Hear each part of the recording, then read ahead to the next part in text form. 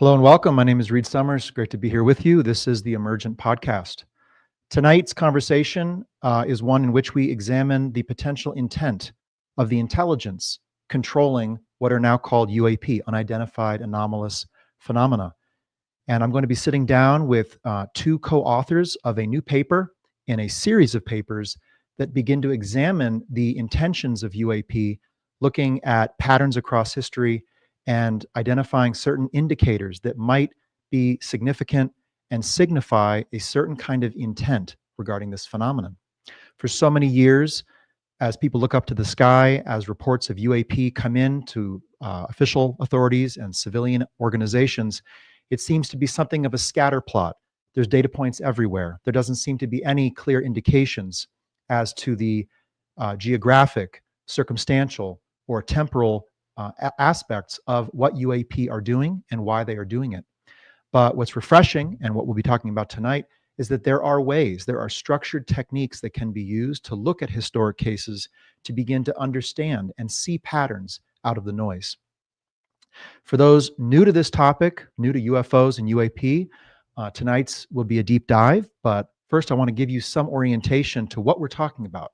What are these UAP? What do we know about them?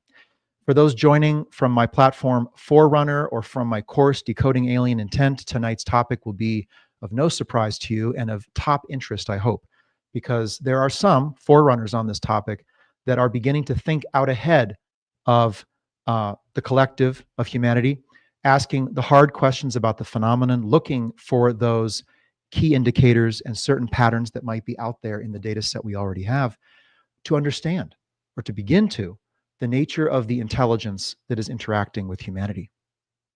But to begin, I just want to share a story, something to just sit back and imagine this in your mind's eye.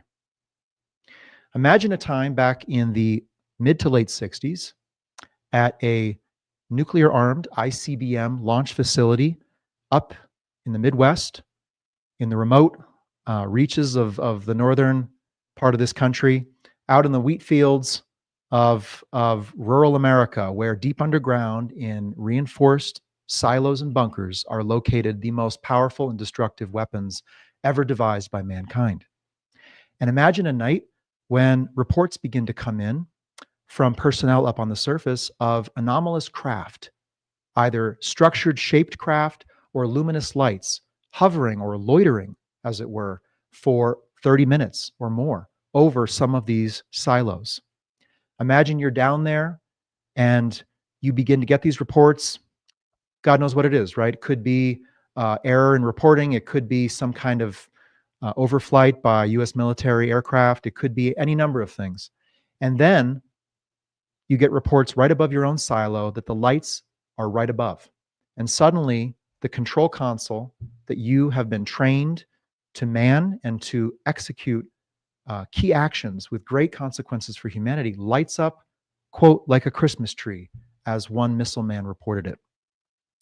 This is in North Dakota at the Minot Air Force Base in the late 60s, when an unidentified craft or lighted object overflew multiple missile silos. And as it flew over, the launch signals of these nuclear ICBMs, these intercontinental ballistic missiles, lit up and went into active launch in progress status, requiring the missile men and women underground to scurry and engage in a specific and manual inhibit command to stop these missiles from going into launch sequence.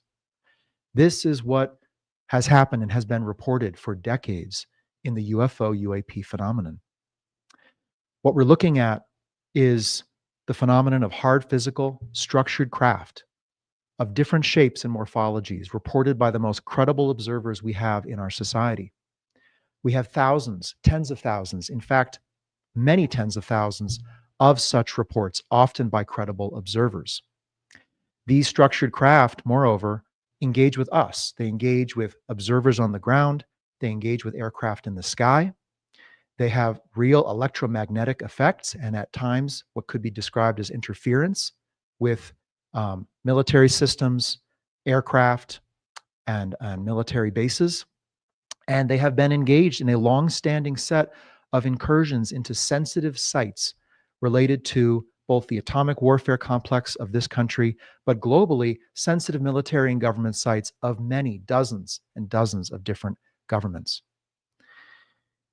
The observed or observable capabilities of these craft are extraordinary. They are capable of engaging in radical flight and performance capabilities, which have been described in various different ways. Loitering, intrusions at military facilities, radical flight, possibly some means of cloaking or hiding their detectability, and rapid and extreme acceleration. In addition, speeds that far surpass any known human craft. We're talking tens of thousands of miles per hour, hundreds, if not thousands of G-forces, capabilities that just, there's no way to explain such things, understanding our own human technologies and flight systems and how they've been developed. So this is where we stand.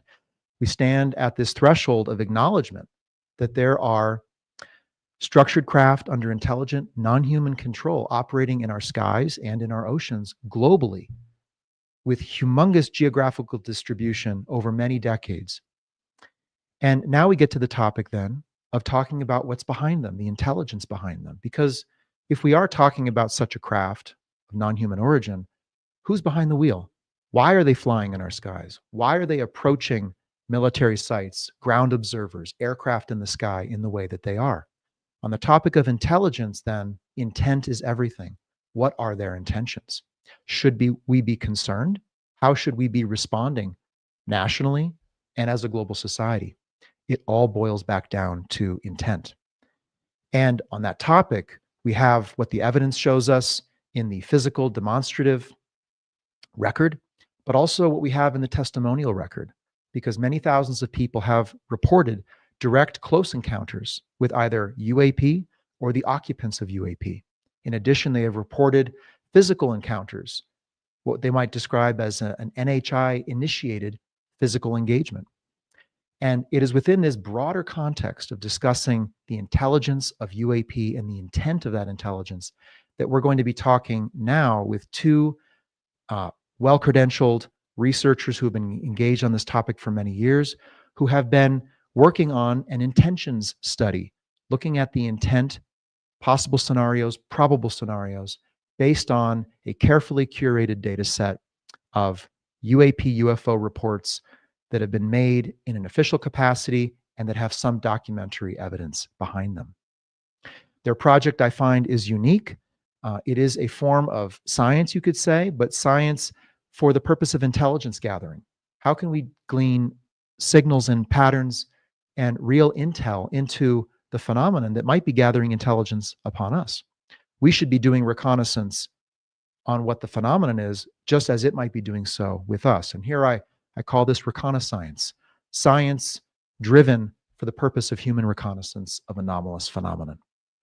So their research is critical, and it is also unique in the field. There are not many groups looking at intent, and very few that I'm aware of, that are doing so with any kind of structured methodology, using, like I said, highly curated reports, using analytic techniques from the intelligence world or the business analytics world, and engaging trained analysts and investigators in combing through our highest quality reports to look for the key indicators that we need to have.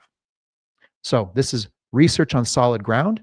Research, of course, especially when done methodically, never lands a home run hit out of the gate. It's slow. It's methodical. That's the definition of the word, right? It plods forward and establishes solid ground upon which the next round of research and analysis can be conducted. So here we need to commit to the whole human process of beginning to assess the phenomenon in our world and engage all of our knowledge base, all of our academic and operational disciplines to begin to decode what it is, why it's here, what it's doing, and for what purpose. It'll be a slow process, and we are late in the game, I acknowledge. We might be 100 years into this programmatic visitation or engagement with humanity by a non-human intelligence, and yet we have to land on firm ground and use the evidence we have and use the best minds and the best research methodologies to unpack that evidence. So with that, it's my pleasure to welcome on the show two guests. We have with us Ian Porritt and Larry Hancock of the Scientific Coalition for UAP Studies. I'd like to read their bios here. Ian Porritt is an analyst working in the research and development area with over 30 years of experience in New Zealand, Australia.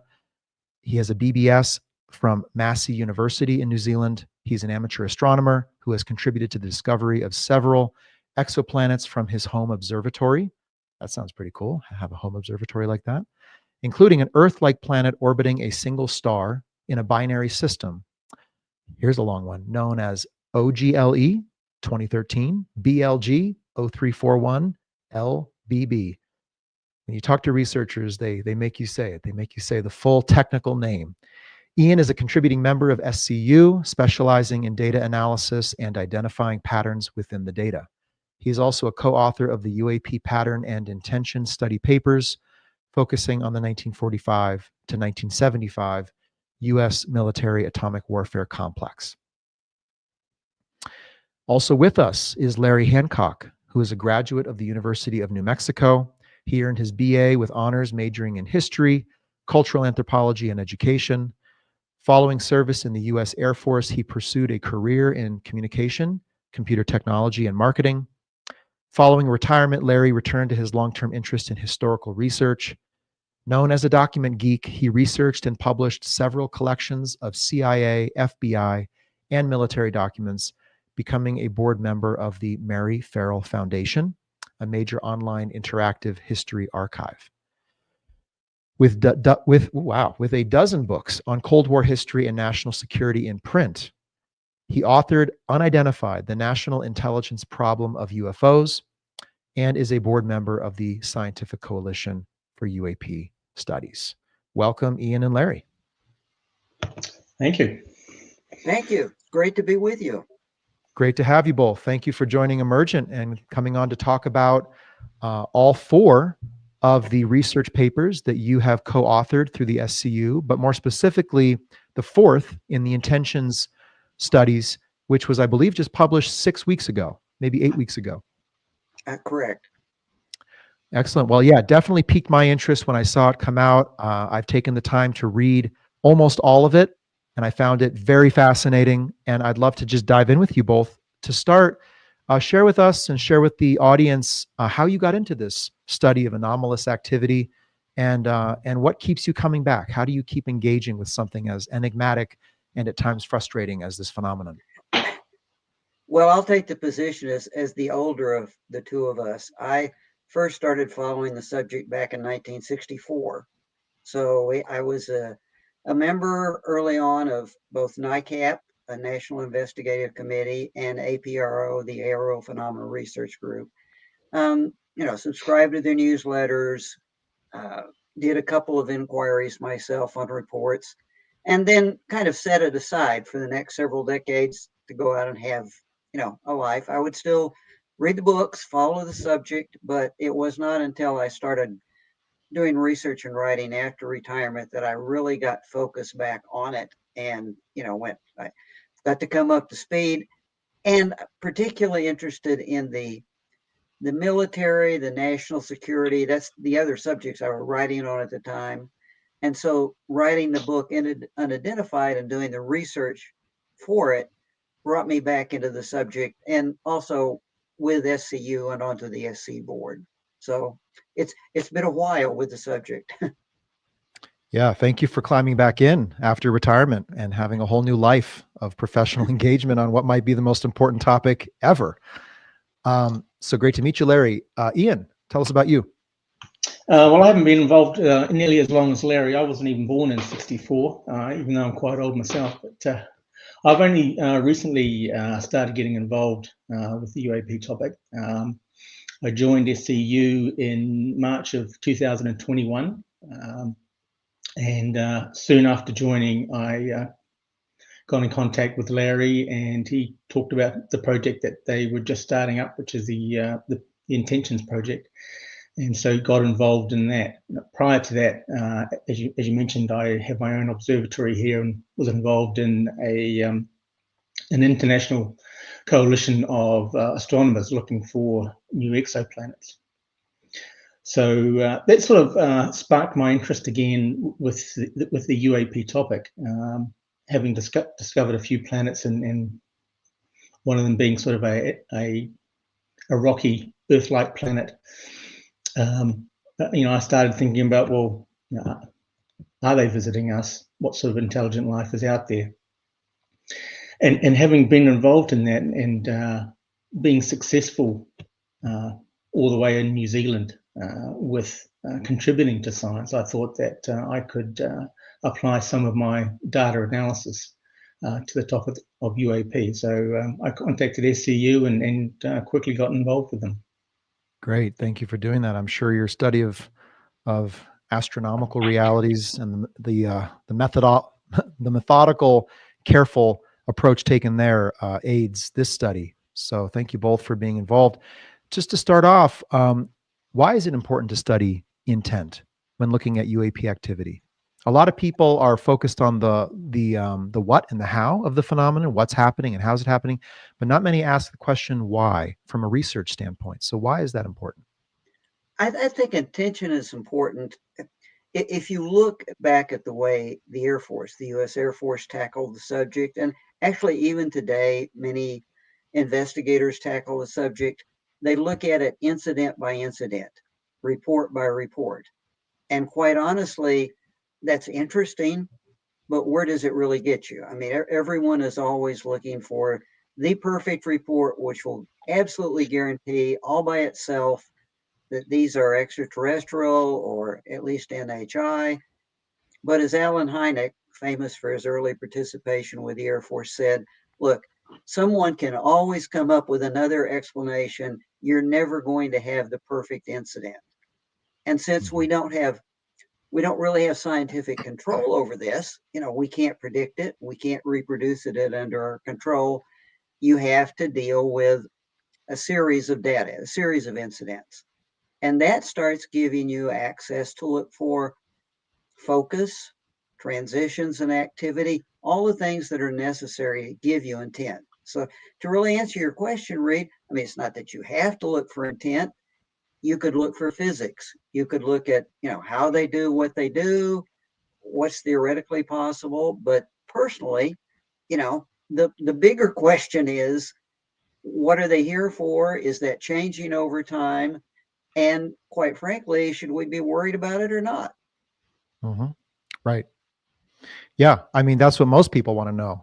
This isn't really about understanding just the shining object in the sky or why it can go the way it can go or move the way it does. What's behind it, right? Who is controlling this and why are they here? I mean, that's what the public wants to know. So I appreciate your leading edge inquiry here. And I also appreciate the point that, people say, well, we need more reports. We need more evidence. Well, we don't even know how to use the evidence we already have. And on the topic of focus and transitions and activity, that's right there in the potential tens or even hundreds of thousands of data points that already exist. So seems like foundational work. Ian, anything to add on how you view intent and why to look at it? Well, they will be here for a reason. It's not just, they're not just randomly turning up and doing stuff. They have a focus, they have a point of being here. And their intentions may be for our benefit. They may want to cooperate with us or assist us, but they may want to exploit us.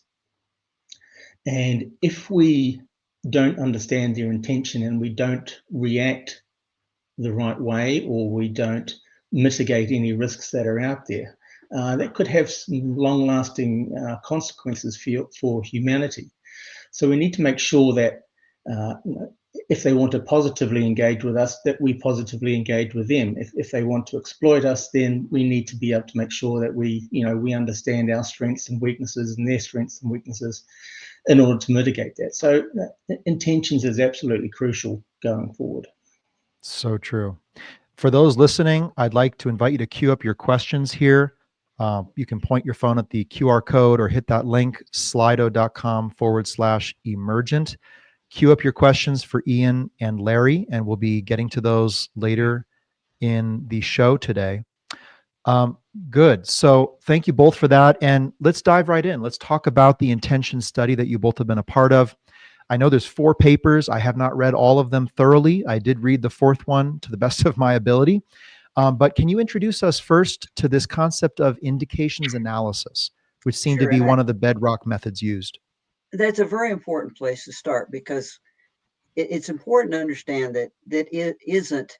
We carry out an intelligence practices study, and intelligence always has to deal with not having enough data, especially military intelligence, but even marketing intelligence, which I worked in. You never know enough about your competitor or adversary.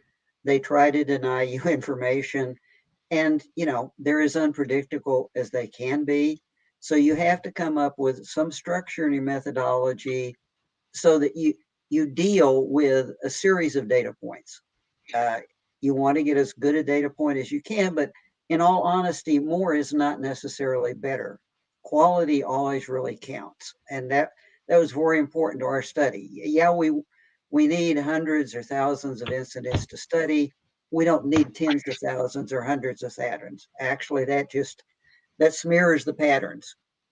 So the methodology itself is derived from intelligence practice, which literally for each study sets out a series of scenarios, 5 or 6 scenarios. It's like, okay, as Ian said, could it be exploitation? Could it be a survey only? Could it be, and then Mhm. we would pull out what are called indicators that would map to those scenarios. If we see that, what scenario does it fit with? And only once we've done that do we go into the data, because we are looking for keywords in the reports, key activities in the reports, and we want the data to feed up. We don't really want to impose it. We've already created the framework. And then Mhm. the question is to generate the data patterns which would support one scenario over another. And it's only fair to say that it is subjective in essence. It's an inference, it's subjective, it's not hard science. In a few places we do find statistics that work. In most places there's not enough data to do good statistics. But Yeah. what we do with each of those studies was all 4 of them, we had a set of scenarios and we rank the scenarios in terms of probability. So it's not a conclusion, it's a most likely, least likely Mhm. estimate, basically. Ian, I you want have to? I have the intention scenarios right here on screen. Let's put that up. Yeah, so I love. the first thing we're doing is we're starting with a question that we're trying to answer, and then we take that question and we then say, well, what data, what timeframes, what sources can we use to be able to answer that question? Then we establish a framework as to what incidences we will be including based on the framework that we've established. And it's important to understand the data that you're working with, the questions it can answer and the questions that it can't answer, because we'll go through and we'll want answers to some questions, but we'll realize that the data isn't good enough to be able to answer those questions. And I appreciated looking through the study how various indicators you right out of the gate said, insufficient data or insufficient indication. Like Yeah. there is data, but you can't use it as an indicator. And I'd like to roll through some of the very excellent graphics that were made for this study that people can go look at. This seems to be possibly the model by which you guys engaged in collecting the incidents, analyzing the activities, assessing them according to the scenarios, and then moving up into this probability statement: most probable, most likely, least likely. And Yeah, I, so I thought this was a great framework right here for looking at And intent. all the graphics have to be credited to Ian. We would have made no progress. Ian is great at visualization and graphics, and a lot of time we'll discuss something for 2 hours in a team meeting, and suddenly Ian will throw a graphic up on the board, and we'll go, "Well, yeah, of course that was it." So, so Right. Ian, go ahead. Yeah, there is a lot of data that is sitting behind there, and it's a lot of complicated data as well. So what we try to do with our papers and our graphics is to summarize that as best we can to give the reader an idea of what we're seeing in the data and sort of convey what we're seeing. So what we're looking at here is the way we structure our papers is we break it down into two separate papers. The bottom part is the pattern recognition, where we set the question that we're trying to answer. We collect the incidences that we're using to answer that question, and then we look for the patterns and the activities in that data. So the first part is all about pattern recognition, data collection. We then take that paper and then we form an intentions paper or an indications analysis paper that follows that. So we look at several scenarios that we're trying to answer, and we take the indicators that we've seen in the pattern recognition and apply that to the scenarios that we're looking. And in paper 3 and 4, we were looking at the military and the public in terms of the encounters or interactions that UAP had with us.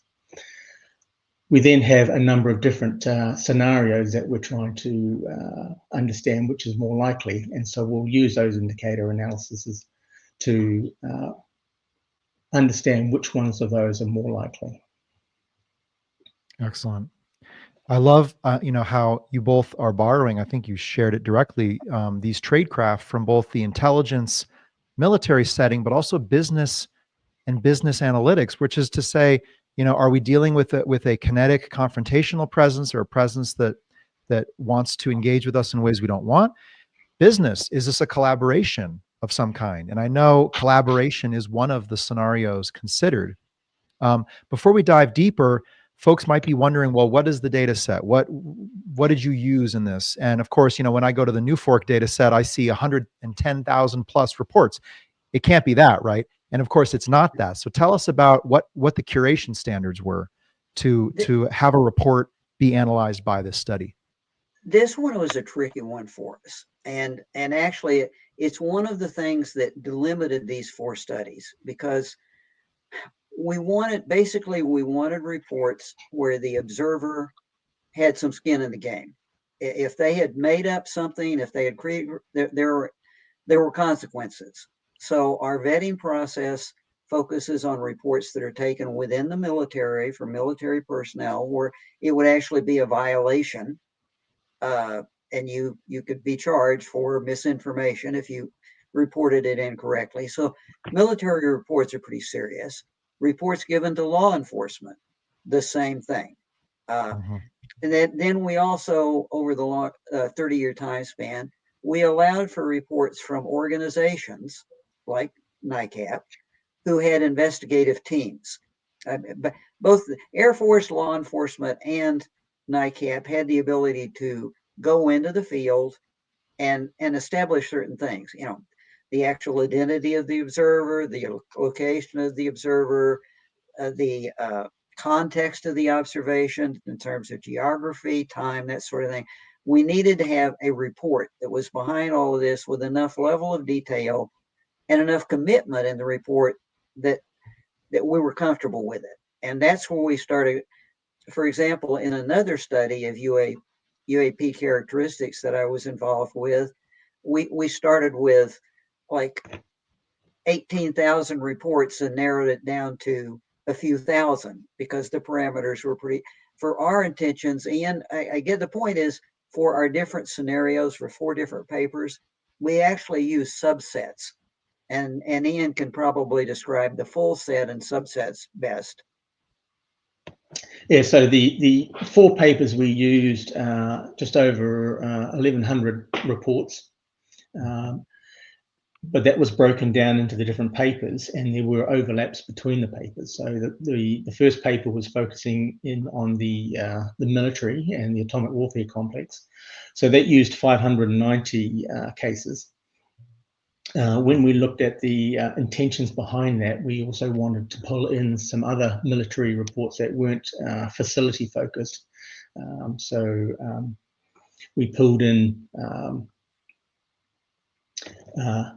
other reports involving military aircraft and such that weren't around military facilities. And then when we looked at study 3, we're looking at behaviors and interactions. So it wasn't about the the location of the incident. It was about the interaction, and so that required a different subset of data.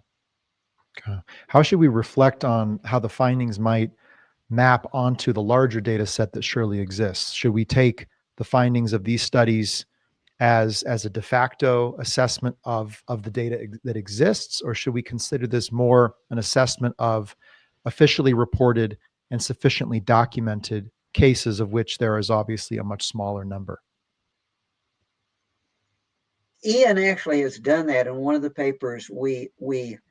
Ian created a chart that shows by year the total number of UFO reports submitted to Project Blue Book, the total number of the different groups that consolidated reports and overlaid them all together. And I guess my impression is that over time, say the spikes in reports are not unsimilar. So we feel that this data represents the level of activity over time. It's just a subset of the overall patterns. For example, 1952 is a key year in UFO reporting for any database you look at. The number of reports jumped dramatically. 1957, 1964, that you'll see that in both our data and in all of the other much larger databases, I think. So, yeah. Ian, do you have a better description of that? Yeah, in terms of the studies we have done, there's no reason why you couldn't take the same approach that we've done and use a different country's data set, or a different time period. So you could extend it past 1975 if you had good data. So there's no reason why you can't do this in other regions and other timeframes, and we would expect that you would get a similar type of result coming out of that. Obviously, if you're looking at the atomic warfare complex in the 40s and 50s, it's going to be fairly US focused, but you should see that coming through in other regions as they start their development. And I think that there was a French study that was done recently that looked at the correlation. So theirs was more statistical based than pattern analysis, but they showed a correlation with their sightings with nuclear sites and other areas. So there's no reason why you can't duplicate these. If we were doing, or when we're doing other studies answering different questions, we will go through the same sort of process. We may use the same sources of data, but we may use different cases because we're trying to answer different questions. Good, great to know. So getting back to the curation then, so it has to have an incident report, it has to have sufficient detail, anomalous characterization, and then credibility of witness. So I think those are the four the four criteria for data to be considered in this just over 1,100 case report data set. Curious, just overall, did anything surprise you? Were there any eye-opening moments, aha moments that just kind of leapt out to you as observers and researchers? I think the whole thing surprised me, honestly. Even after all those years following it, I was so ingrained into individual reports. Like when Alan Hynek writes a book, he presents the 50 best reports, and you get excited about the reports, but there's no picture. There's no overall picture. So what excited me was to start seeing the patterns, which the only patterns that really had been discussed more like were volumes, maybe volume, time of day, in some cases, how close is Mars when they're being made, but it was the detail that was developing out of, because when we do pick a report, how wide is the database? Ian, I think we have like 40 columns of indicators for each report that we're mapping into a spreadsheet. So we're collecting an immense amount of detail beyond what you were usually seen. And that's where the really surprises began to come in. The reports were familiar. Each and every report was kind of familiar. And after I think I've been through one of the list of a couple of thousand of them, maybe 20 times by now, they're becoming way too familiar. But it was the way they fit together that was Hmm. a surprise. Yeah. Did an immediate pattern arise for you even before you had done your full analysis? Well, Yeah. certainly as I'm working through the data, I'm always sort of seeing these patterns, and then I'm going up and down the levels of the data. So I may be looking at it from, what's happening in one decade versus another decade. I might drop down to individual years or individual months, or even days and hours to see what's happening, and then I'll take that and I'll be looking at it through different geographies. What's happening from one part of the US to another part of the US. And then looking across different types of facilities. So you're always moving up and down the data and sideways through the data to try and understand what it's telling you, and then start producing these graphs and charts to be able to explain that to other people and to analyze it and compare it with everything else you're seeing. It's quite a complex data set. Mm-hmm. But what interested me was the clustering of these patterns. So obviously we have a lot of reports around the atomic warfare complexes, but it's not until you start looking at the timing of those and the locations of those that you start to see a repeating pattern, where you've got one facility that comes on, you get a cluster of activity. The next facility that comes online, you get a cluster of activity. And then the third and the fourth, you start getting these patterns of clustered activity that are repeating over time. And then you see that again in the 60s and 70s with the ICBM sites. When they start coming on with the Minuteman II and the Minuteman III missiles, you start getting a cluster of activity at those facilities. And then again in 75, you start getting a cluster of activity. So you're seeing these repeated patterns through the data that you should be able to project out past our study and go, okay, we should probably see these patterns extend as well with new developments. Yeah, Reed, this is. Go ahead, Larry. One of the, you asked for what the most surprising thing were. I think two things really surprised me. I read a lot of books and thought about a lot about UFO focus on atomics, right? But there are different levels of atomic warfare. There is the development, where you're working with a theory, you're building the weapons. Someone has to develop these in the first place. So there are development sites like Oak Ridge and Los Alamos, and there are these facilities, geographic locations where it's just development. And then later there are weapons assembly plants. And then later there are weapon stockpiles. And then finally you deploy those weapons out to the air bases, the strategic air command bases, the ICBM bases. And the shock was to me, and when Ian first presented it to me, is there are transitions in all of those. For a period of time, the UFO focus was strictly on the development of the weapons. And then when they moved to the stockpile sites, they never came back. When the weapons were moved to deployments, they never came back to you. It's like there is a mobile focus. There is a transition clearly in the data, which indicates interest, focus, and it is evolutionary. So that's another indicator that there's some intelligence. And by the way, a survey is going on with very specific guidelines, like what is being developed, how are they weaponizing it, where are they storing it, how are they preparing to deliver it, and there's a definite progression. Yeah, the other thing this that is just. I'm sorry. This is enormous, in my opinion, because many would say, "Well, we just need more evidence, or we need hard evidence, or not until I see the body will I believe." And here we have evidence, and there is so much data within partial reports that are lacking certain amounts of information, but there's so much there that we can identify these key transition points and points of responsiveness, not only to to their plan or their agenda, whatever that might be, but to us, to human actions. And there's so much information present in that. And like you're saying, Larry, the relationship between cases, we can go from case to case to case, imagining there's that home run hit out of the park, the case that has it all. But would that tell the full story anyway? Maybe not. If it's one of 10,000 or 100,000 instances of UAP action in our planetary system.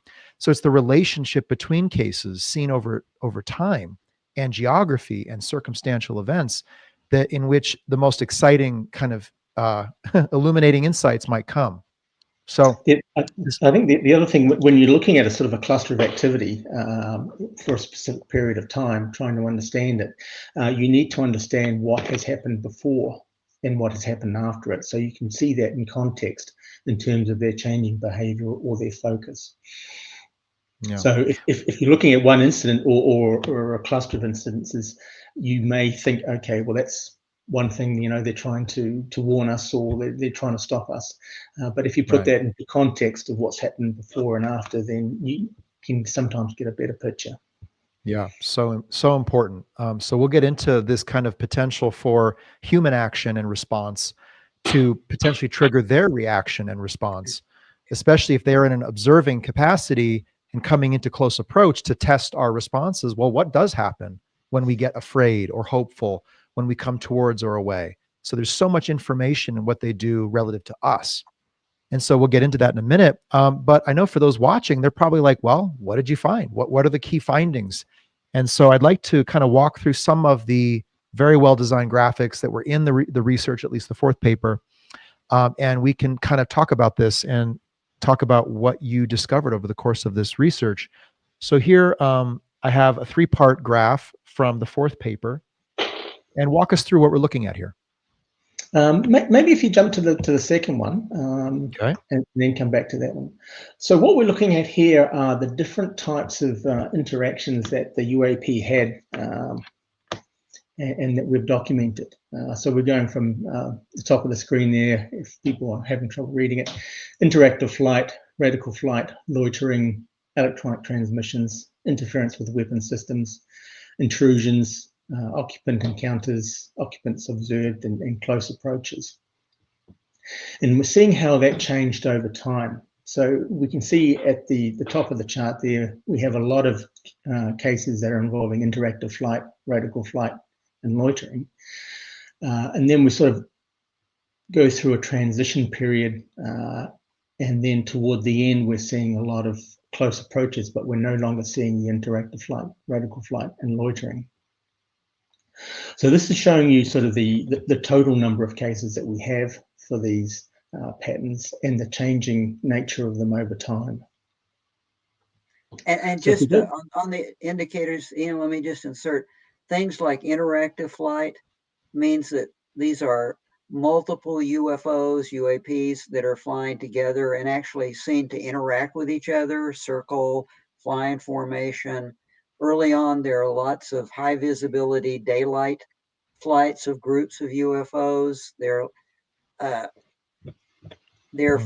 engaging with aircraft. They're making themselves quite visible. Even if they're doing a military, if they're over military facilities or atomic, they're still highly visible. Later on, we get into a different set of activities that begin showing up, and those go away. And at best, you could say, predictive wise, yeah, there's going to be some ongoing interaction with the military, but that's not the ongoing pattern. The ongoing pattern is more in the nature of the personal engagements with individual observers, small groups of observers, and observers after dark in particular. Yeah, these are really strong graphs. There seems to be some significant trend lines rising out of these. So yeah, walk us through what we're looking at here. So what we're also looking at, we're looking at those particular patterns in terms of interactive flight, etc., on the bottom there. But we're also looking at the data from whether the incident was occurring during daylight hours or nighttime, as well as whether it was involving the military or the public. So what was quite interesting here is that in the and we've summarized it into 5-year blocks just to make it a bit easier to read and understand. So if we look at the first block there, 1945 to 1949, 45 to 49, over 60% of the cases were happening during the daytime.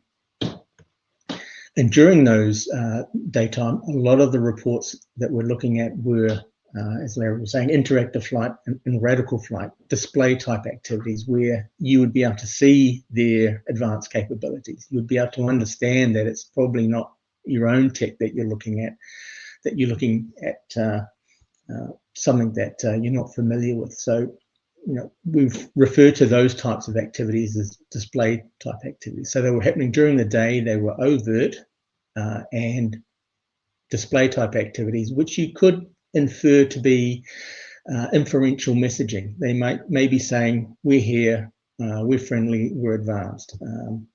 You can't guarantee that that was their intent, but at least they weren't trying to hide their presence. They were quite visible. As we move through Please go ahead. Yeah. As we move through that period, we see that it's changing from predominantly daytime to, by the time you get to the mid to late 60s, it's predominantly nighttime.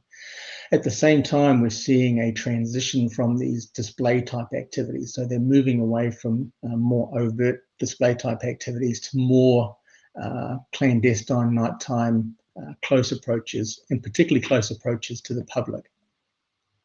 So we're seeing that transition, and in the middle of that period, we have some electronic transmissions, IFF transmissions.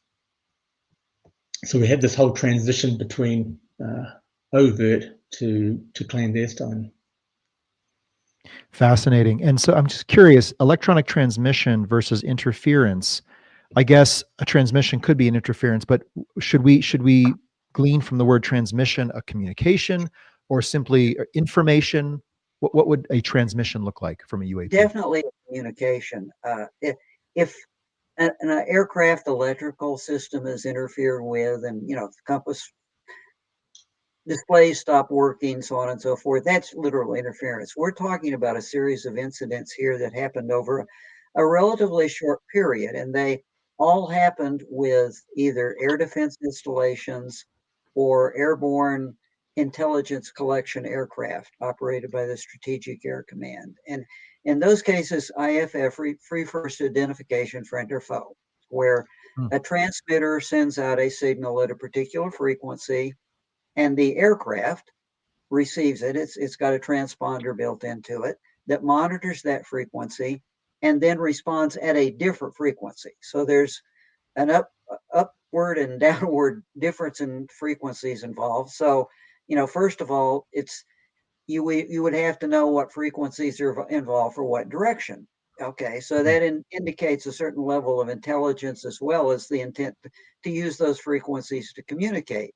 Then each one of those, the outbound transmission has a separate code group, a digital code group associated with it. The return transmission has a code group associated with it that tells you certain things about the aircraft. It can tell you whether it's military or civilian. It can tell you where it's friendly or not identifiable. It can give you information about the flight mission it's on. Pretty complex coding in IFF. But again, these are communications codes. You've got to know what pattern, what digital pattern to use to represent each state.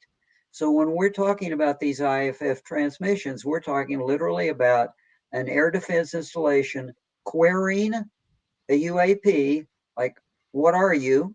And not just are you real? Okay, are you going to respond? Yes, the UFO responds on the right channel at the right frequency and sends a code. And in a couple of instances, the code they respond with is friendly. Interesting. Truly fascinating. This is an underappreciated aspect of the phenomenon, that there have been transmissions in coded sequences that identify according to what must be quite classified or at least somewhat secret information, right? We don't want to give out the code book and give away, allow the Enigma device to be built by, for example, a non-human entity. But it seems that in some cases, UAP are able to communicate back on a very specific coded frequency and actually are making a statement as to we are friend. And I think here, okay, that could be done for somewhat prosaic reasons. We just don't want to be, we don't want to raise alarm. We don't want you to pursue us in flight. There could be, I'm just surmising here, some aspect of mimicry at play, which definitely happens in interspecies engagement, where species figure out the chemical signatures and communications that another species puts off and learns to put them off themselves. And it happens at a certain point in time. One of the things that we did in paper 4 was to pay a lot of attention to communications, non-human communications, for a matter of fact. We paid a lot of attention to contact protocols, both, anthropomorphic, true, but the contact protocols can be generalized. SETI has done a lot of work with contact protocols. They're talking about contacting star systems. We're thinking about a little closer at hand, but there are steps in the contact protocols. First of all, you observe. Secondly, you make yourself visible and non-threatening. And at some point in time, you initiate signaling to say, we'd like to work towards some kind of bidirectional communication. And actually, from the timeline Ian could show you, is the UAPs seem to virtually have gone through that sequence up to a certain point in the contact protocol. And then when nobody responded, and this is centered around the year 1957, which is interesting. It's when we launched the first Earth satellites. When nobody answers, we have yet another transition in behavior. It's not like they keep doing IFS signaling forever. It's like we tried some instances, and they know, they must have intercepted the codes, mapped the frequencies, so they know what they're doing. And when they see no response, okay, Ian, do you want to talk about that shift on the chart? Yeah, so certainly at the beginning of that chart, we see the possible start of a contact protocol. So that was probably what you would see if you were wanting to go through that process of communication. You'd make yourself aware, do it during the daytime, display that you're advanced in a non-hostile manner. If we start approaching them, they'll start backing off. And then as you go through that, as we become more aware that they are there, then you want to start trying some form of communication. And it will be in the early stages an early form of communication, because you don't want to misunderstand each other's responses. With this electronic transmissions, the one in 1957, the object was tracked coming in at 6,200 miles per hour. So it's obviously non-human technology that they were displaying, and then coming back with a coded response. So was there a transition point away from undertaking electronic transmission, like a go quiet, radio silence phase? Did that seem to be apparent? So there was two clusters of activity in 1957 and 1964, I think, where we see some of this IFF transmission. So we're not seeing a lot of it, and it's not happening over a long period of time. It's a cluster of activity, and then after that, we're not seeing it. Okay. And by the time we get into the late 60s and 70s, we're talking about clandestine type nighttime activity, and we're not seeing this sort of contact protocol interaction that you would expect to follow on from that. We don't have nearly enough data on the communications element, the attempted, IFF transmissions, limited amount of data. So all we can really do is make an observation that would be an interesting transition point. What we do have plenty of data on is to show that at a certain period of time, over the period late 50s to early 60s, the behavior changes. Now, we can't say that it's because they tried to contact us and we didn't respond. That's just an observation. What we can say is they went from making themselves visible to doing something different. And they went from a focus on certain types of installations to a focus on what we refer to in the paper as behavioral studies.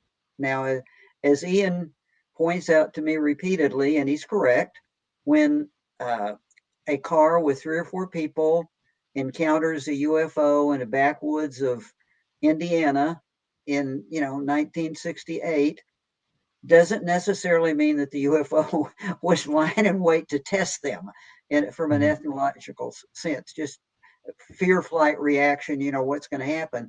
They could have been there for some different reason. However, I will say from a cultural study perspective, it does fit that model, that they would literally not want to. You don't do behavioral studies on large groups, especially if you don't understand the species behavior or the cultural behavior, you want to do it on smaller groups in a controlled environment where they have the ability, because they have backed way down. It's like, if we didn't get the coded signal thing, now they're not even sure how we respond. And by the way, it's been 20 years and we haven't reacted to them. Like, wait a minute, what do we just not, is our culture set up so that we can't recognize something as anomalous? They've got to have some very basic questions that they're going to have to fall down to. And I sometimes joke with the team, it's kind of like, okay, that's when the military survey team backed down and they sent in the cultural anthropologist. Right. Is it the proverbial, Native American looking out on the coast and seeing a tall ship and just seeing nothing? Like someone says, it's right there. He literally can't see it. I've talked to a number of people who have had UFO encounters in their family history. Both people saw a craft hover above the house, and then the sibling or the parent asks the other years later, do you remember that? And they literally have no memory of it, even having been super alarmed at the time. They talked about it when it happened. It was dinner table conversation for a period, but later on in life, it's almost as if their memory has blanked it out. So we definitely, I would say, have a species problem in recognition of the anomalous happening around us. Is somebody trying to tap a little bit harder to get our response, to see what wakes us up, what pisses us off, what causes us to launch the fighter jets, What is it going to take for you people to realize somebody's here? Right. And, this is, in my view, this is groundbreaking. We're going from nuts and bolts, anomalous craft, maybe objects, maybe psychosomatic phenomena, to actually talking about a behavioral study of humanity by non-humans or by a non-human intelligence operating these craft. And here I want to bring up on screen one part of the fourth paper, which is also maybe not as well acknowledged in the UFO community as it should be, which is this reality of close approaches. Tell us about what you found in this indicator and what you might glean as to intent in this apparent shift and transition. When we're looking at just close approaches, we can see that in the early period, there were not a lot of incidents involving close approaches. As we move through, particularly in the 1960s, and then again another peak in the 70s, it is predominantly during the nighttime. There's only a small handful of cases during the day, and they are predominantly with the public. Now there's two peaks in there, and the second peak that we have there was quite a reasonably tightly clustered group at one in the upper Midwest. Am I getting that right, Larry? In the Rust Belt area of the United States.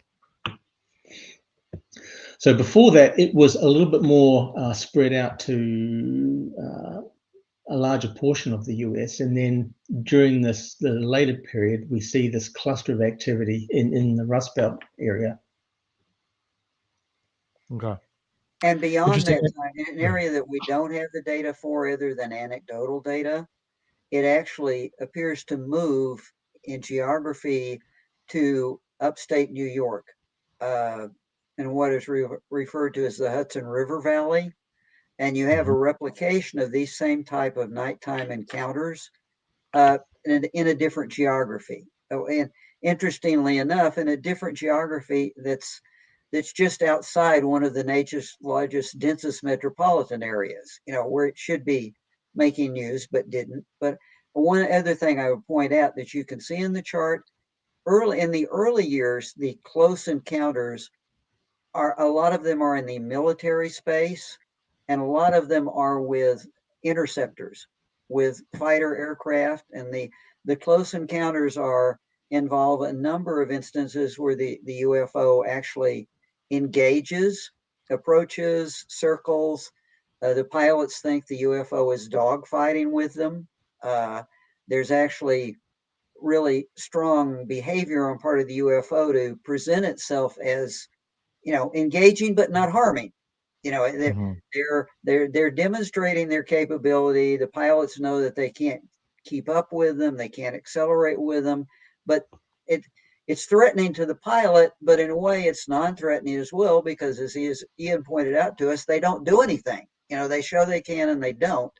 I think one of my best examples of that is, it always blows me away, is a UFO comes in across the Canadian border, tracked by multiple radars. We send up an interceptor to chase it. UFO turns around, starts back to the Canadian border. The jet interceptor runs out of fuel, starts back to base. UFO turns around and follows the interceptor back to base. We launch another interceptor, same thing happens. Now, it's hard to interpret that as anything other than signaling, but the signaling that goes on later, you know, you don't see that anymore. We don't see that in the 60s. We don't see it in the early 70s. The signaling there is often more between a landed UFO after dark that then decides to fly right over a car or an observer, or shine a light at them, or they shine a light at them, and its response. It's a different type of interaction than earlier. So again, another transition in UAP behavior. Maybe if it's a signal about we want to interact, there might be signaling, don't send up military interceptors if you want to engage with us. Could we just be personal about this? Okay, stay away from the weapon systems. Right. I mean, you know, there have been altercations in the air between human aircraft and reported UAP aircraft have been forcibly lifted in flight. They've had all their systems malfunction, and the craft, in some cases, reportedly crash with the death of the pilot. There were at least 10 such instances of that happening in the USSR before the end of the Cold War. So there have been kinetic engagements in the air. We do hear increasing reports by those out in the field of observing what they might surmise as kinetic engagements between different shaped UAP, different morphologies of UAP. So there's a ton of information up in the air right above us as to how they approach, how they retreat, how they follow, how they anticipate our rendezvous points. The signaling, the use of the IFF signaling codes is very interesting. Of course, you know, we need better detecting capabilities to go collect evidence real time and not rely on cases, you know, so long ago. I do want to ask here, and I'm remiss in not doing so earlier, why end in 1975? Why that period of time, and is there an intention to carry it forward? Yeah, that's the tricky part. Basically, that's where Project Blue Book, the Air Force investigation, ended in 69 with the Colorado study. And basically it was a way for the Air Force to exit it. And it's kind of interesting. And then their exit statement, they said, well, we've studied this for a long time, and we never found a concrete, provable instance of a threatening action or a hostile action. Certainly, as you described, there were instances when, like, a helicopter was lifted up for a period of time, or an interceptor flew too high, but the Air Force position, we can't, you know, we can't confirm that there's a hostile intent, and you know, that's our day job. What we do is deal with potential hostiles. Since these aren't, therefore we're handing it over to the academic community. And so that's at the point where, you know, they had a nationwide network for collecting and investigating and vetting reports, and that went away.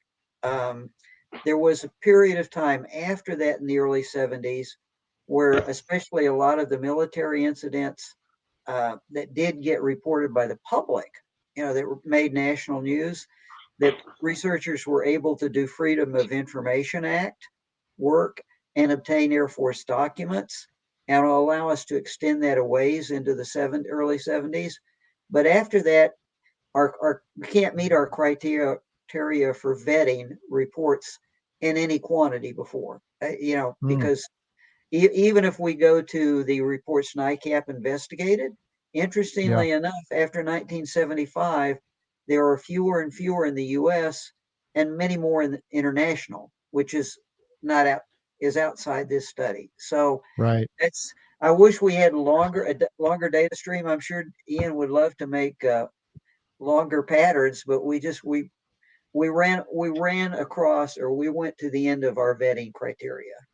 It's And interesting. If it's I can, important to oh, go ahead, understand Ian. the limitations of your, it's important to understand the limitations of your data and how far you can push the analysis and to stop at the appropriate point in time and go, we don't have the data, we can't make sort of solid indications of what we're seeing. So It's interesting, Larry, as you were describing this strategic shove that ended Project Blue Book, the Condon report. We didn't find anything threatening. There's nothing to see here. Let's put this out to pasture in the UFO crowd and pseudo academia. And here, just like the UAP phenomenon went from daytime approach to nighttime, it's almost like the U.S. military industrial complex went from daytime study out in the public. Hey, we're studying it, to nighttime study. And now we know that they did study it, ATIP, OSAP, all of that. And it just went inside the military industrial complex or even outside of it into the defense space. And I mean, maybe there were threatening aspects and they just couldn't have that out in the public. So bed that thing down, let the public think there's nothing to see here. You can keep looking at it if you want, but and then the real assessment and attempts at technological parity and the development of reverse engineering projects and so forth carried on. So we might even see a change in the human federal and military response. Yeah, and I think part of that, quite frankly, is when you get into the 1890s. Of course, by the 90s, the Cold War was dying down, at least for a while, it appeared. But our sensor systems were advancing dramatically. Satellite constellations, military satellite constellations, and we had the ability, not the general public, but the military certainly had the ability to see more highly anomalous activities. Alexander has written about the fact that NORAD would track on occasion objects in orbit that were behaving in a non-satellite behavior, but that wasn't their mission. So even though they might show up on a tape, the tape gets scrubbed. It's got to look. We talked about it for 2 orbits and it went away, so it's no longer a problem. So I think Right. that's what goes with kind of what you're talking about. They knew that there were things going on.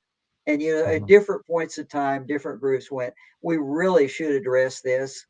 And then that kind of goes away. And later on, somebody comes back. But they knew that there were anomalous things that they were sensing going on all the time with their tracking systems. And the pilots knew it. And the air, it wasn't really an unknown. It was a fast walker. I love that term that they were using for a time. It's like, well, it's not really a UFO. It's a fast walker because it's at an altitude and speed that we can't match. So let's just call it that and let it go. Right. I can only imagine what we would actually know now if we had a structured data set collection right from the 40s to now, where we could interrogate it and do this pattern analysis with solid data all the way through. We would have a great understanding of the topic. And I think going forward, we need to appreciate that if we start collecting that information now and start building up the databases, then in 5-10 years' time, we might be a lot further ahead than we are now if we start collecting and analyzing this information. Right. I think I recall seeing that the OSAP program engaged dozens of research scientists, collected tens of thousands of reports, a world-class data set. Have we seen it? Is it in the public? Is it accessible to researchers? No. And so, yes, the imperative is a citizen science and data collection effort like no other by us on our own behalf. And, UAP detection and tracking, those technologies are out there. The collaborations are starting to form. So I think there is significant hope that society at large outside the military defense world can develop its own capabilities and make its own findings that can lead to insightful discoveries as to the intent of the phenomenon. I want to briefly get back to this topic of communication. In the paper, you noted, how difficult it is to even understand the dynamics of communication between human beings, and that there are whole fields of study focused solely on, interpreting through neurolinguistics or other means, what are humans doing with humans, let alone with other species. And, there are indications that other species on Earth, dolphins and whales, can actually potentially utter discrete words and compile sentences, right? And there's efforts to analyze those communications. But now we're dealing with a next order intelligence. And so I want to ask you both, as you looked at the data, what do you think about how we regard communication, whether it's in the form of proxemics, how proximal they get, the use of lights, sounds, all of this could be communication. What do we do with that? How do we begin to, and then it all the way goes down to reported literal communications, that first encounter, uh, people who have had a first encounter report having. So how do we regard this in the CE3 and CE4 levels? Yeah, I think one of the things that strikes me, and this comes out of a SETI study, a summary of the problems, right? The summary is, we might not be able to understand what they're saying, but we should certainly be able to recognize they're saying it. Mm-hmm. You should be able to recognize that communication occurs simply because it's communications. There are indicators. So we really don't have, in our study, for example, one of the scenarios is, are they trying to collaborate with us? If they were trying Right. to collaborate with us, we would actually have to have bidirectional communication. You're not going to establish diplomatic relations or trade or commerce or whatever without a pretty full range of communications. But you don't have to go there to at least get yourself recognized as being another intelligent being not from here that's making the effort. Because what really neat, I know a lot of people are saying, well, all they got to do is just use AI and pick up decades worth of television, and AI will give them our language. Mm-hmm. We have yet to do that with our own languages. Maybe that will happen. Maybe they don't have it. Maybe that's not the approach they use. But what Mm-hmm. we have seen so far is a clear step through the initial stages of communication. Ian was talking about signaling, messaging. For both signaling and messaging, you don't need words. Mm-hmm. You don't need words. And by the way, you need very observable behaviors and very graphic behaviors. In a way, those close approaches to the aircraft, where you're demonstrating your capability, but you're not using it. Now, not to say there might not have been some mistake, but clearly in most all instances, we have lots of instances where, the pilot report is, I was concerned, but then they left me alone. So Mm-hmm. that's a message by itself. So I guess where we go in the report is you really have to break. There's a break point between messaging and actually bidirectional communications with some information content other than, oh, we're friendly, we're non-hostile. Um, Mm-hmm. and we're seeing the same thing within our own biome, as you said. The whales, I mean, with the elephants, we now know that the whales, the more studies we do, there was a study out just in the last couple of weeks that they actually engage in behaviors using our signals to signal us. Like, Mm-hmm. okay, we would like to establish some kind of dialect. They're actually trying to engage us with the own signals that we sent to them, which is in a way pretty much like where we are with the UAPs. Mm-hmm. There's Right. just maybe not enough common ground or in our. One of the problems is they use sound signal. We use sound signaling with words, but they use it with frequencies. Maybe we're just not close enough together to do it yet. I'm probably stumbling Right. across that, Ian. Well, what's your version? I guess we naturally assume that they're more intelligent than us, and it wouldn't be a problem for them. But it may be just as difficult for them to understand our language and our culture and our behaviours and how we will react and the meanings behind the words and the way to communicate. So it may be difficult for them. We may have seen early attempts at establishing a contact protocol, and we just might have blown it. Mm-hmm. We haven't reacted the right way. Yeah, we may have confused them. I mean, in all honesty, we have to look at ourselves and say how often we say one thing and do another. Oh Now, yeah. if you're trying to use AI to analyze our behavior, what are you going to end up with? What picture you're going to get? It kind of reminds me of the movie where the Martians invade Earth, and they're constantly broadcasting a message that says, "We come peace, we're friends, while they're rained down the entire population. It's like, wait a minute, there's this huge Right. disconnect. Maybe they analyzed all of our movies and went, they we can't figure out. They say one thing and constantly do another. What do we do?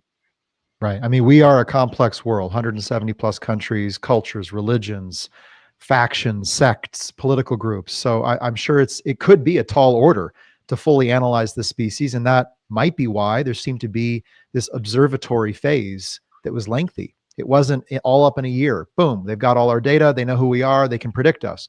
Maybe it did take 30, 40, 100 years. And I think we're also assuming that they're here in numbers, and they have a lot of resources on Earth to be able to do all of this.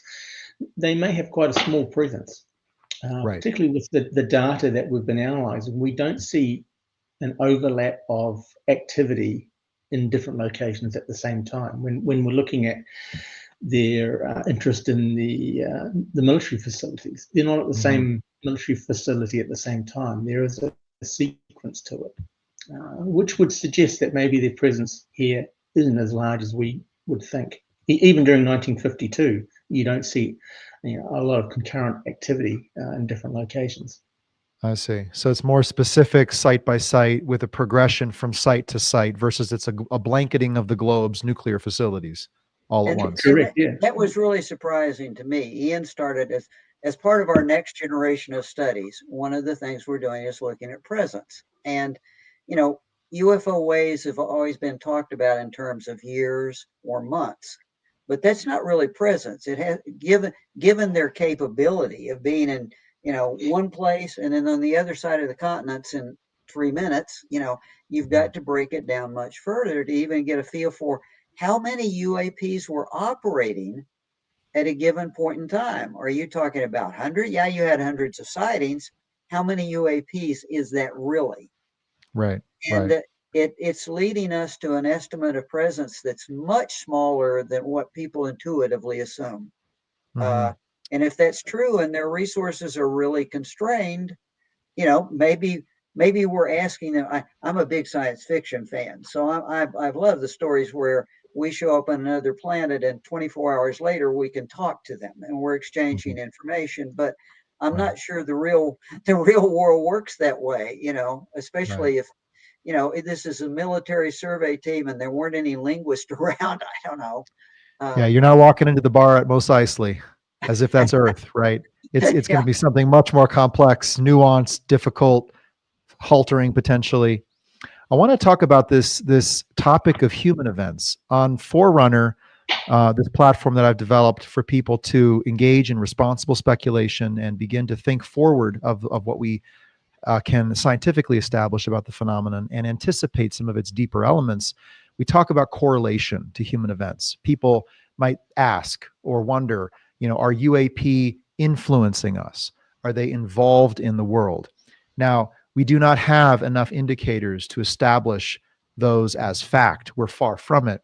But I think, the long-standing presence, the geographic distribution being very much global, and that there are indications of concentration clustering does suggest we're in some sort of programmatic engagement with them, or maybe we're in their program, or but we're operating alongside it.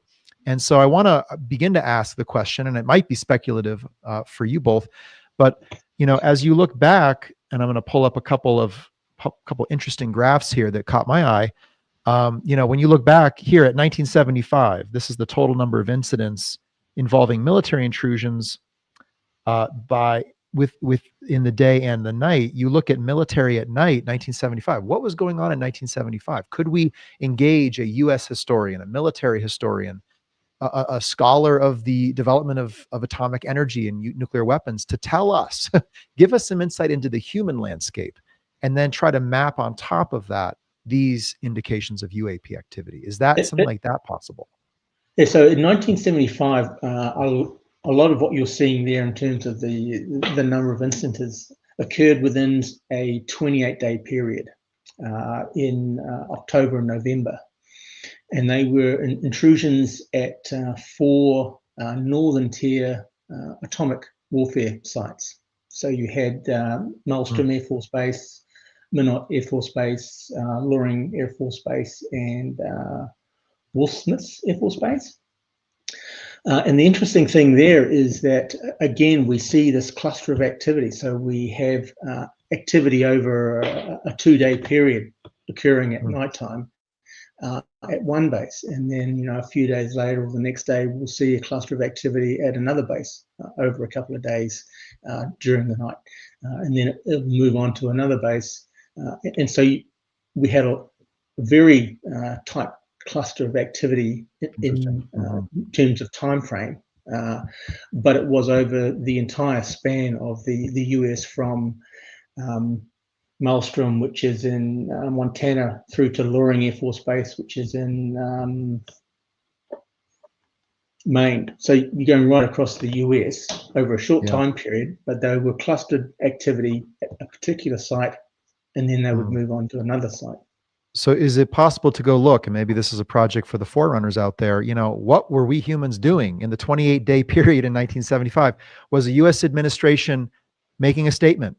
Was there a posturing or a threat made during the Cold War period in that time? What was happening geopolitically that might have brought UAP into intense concentrated interest into these northern tier facilities? I can give you two answers that are separate answers, but the first answer is this period of time in 72, 73, 70, the mid 70s is when we transitioned to the Minuteman III ICBM at all of those bases. And we equipped those Minuteman IIIs with multiple re-entry warheads. So before, where an ICBM could carry just one H-bomb, and you could track it to target and possibly intercept it. And if I had 20 silos, I'd launch 20 H-bombs. With MIRVed missiles, suddenly that exponentially increases. One ICBM is carrying, half a dozen. You're never really sure. And those are all H-bomb carriers. So suddenly the ability with a single push of a button to decimate much of the world has exponentially increased. Fascinating indicator. That's an indicator of itself, like, that they would be interested in. Another thing is that was a period of time when there was a great deal of tension because Russia, the Soviet Union, had become almost equal to the US in their deployment of missiles, ICBMs. And there was a great deal of tension that one side or the other might decide to preempt. In fact, one of the biggest scares of the Cold War was the fact that the Soviet Union decided that the US was about to preempt. And you can look it up in the history books, and they were looking at a big exercise in Europe thinking that was a cover for a preemptive attack. And there was a lot of tension. And now I don't know how you measure that indicator from both sides. Did they have more ICBM sites on alert? Yes, they did. So there are a couple of things maybe not going on culturally, but strictly within the opposing militaries that would have put us closer to, total devastation. Each side having 10,000 plus hydrogen weapons and the ability to start launching them in clusters. Right. So in the 60s as well, you had the Minuteman II as well. So you have a natural point. If you look at all of the atomic warfare sites, right from the 40s right through to 75, there are key points in the development cycle. And at each of those key points where you would expect you would be most interested in which facilities, you see clusters of activity at Hanford, then Oakford, Los Alamos, Sandia, Killeen, and then you move into the ICBM sites in the 60s and 75. So there are natural points where they should be interested if they were interested in the atomic warfare complex. And that's where we see this cluster of activity happening. And it gets very definitive even by missile type. You have a cluster of incidents at an Atlas ICBM site when they're deployed, and then not again. And when Titan is deployed, you have another cluster at those sites and not again. It's like, again, it's it's a military survey. Once they've evaluated what's going on, they don't need to come back and test that over and over again. So again, there might be information inherent to that suggesting how long it takes them to effectively survey the deployment of a new weapon system. Is it 28 days? Is it 10 days, 2 days? Is it an hour? Right? So here's intelligence gathering that's available to us. In my mind, these are the very first geopolitical correlations we might be able to make with the UAP phenomenon and its responsiveness to human events on the ground. Lest we just think this is a melange up in the sky, it's everywhere all the time. You know, we're just cattle in the field and they're just parked in one place with a camera. It's not like that. It's specific, it's spatially, temporally, circumstantially responsive to us. So when Russia talks about deploying a space-based nuclear weapon or an anti-satellite weapon, or China develops technologies for a high-altitude EMP weapon blast, we should be attentive to that. These are even the statement, let alone the deployment of that weapon system, could trigger a response. And we do not know the degree to which they would intervene because we have not actually gotten to that point of armed conflict at that scale, but we could. I'll note that there were no less than 23 near nuclear accidents during the Cold War in which you could say, euphemistically, World War III almost started. And they were from a variety of everything from user error, system malfunction, birds, radar failure, miscommunication between superior subordinate. So there's lots of opportunities for humanity to do something. And it seems like they are responsive to that. And we need to do more work to get a clear sense of what are their intentions. Is it to positively protect? Is it to intervene for self-interest? Or is it something more malicious in nature? So I'd like to also then turn to this other interesting chart-based anomaly as I saw it. What was going on in 1952 here?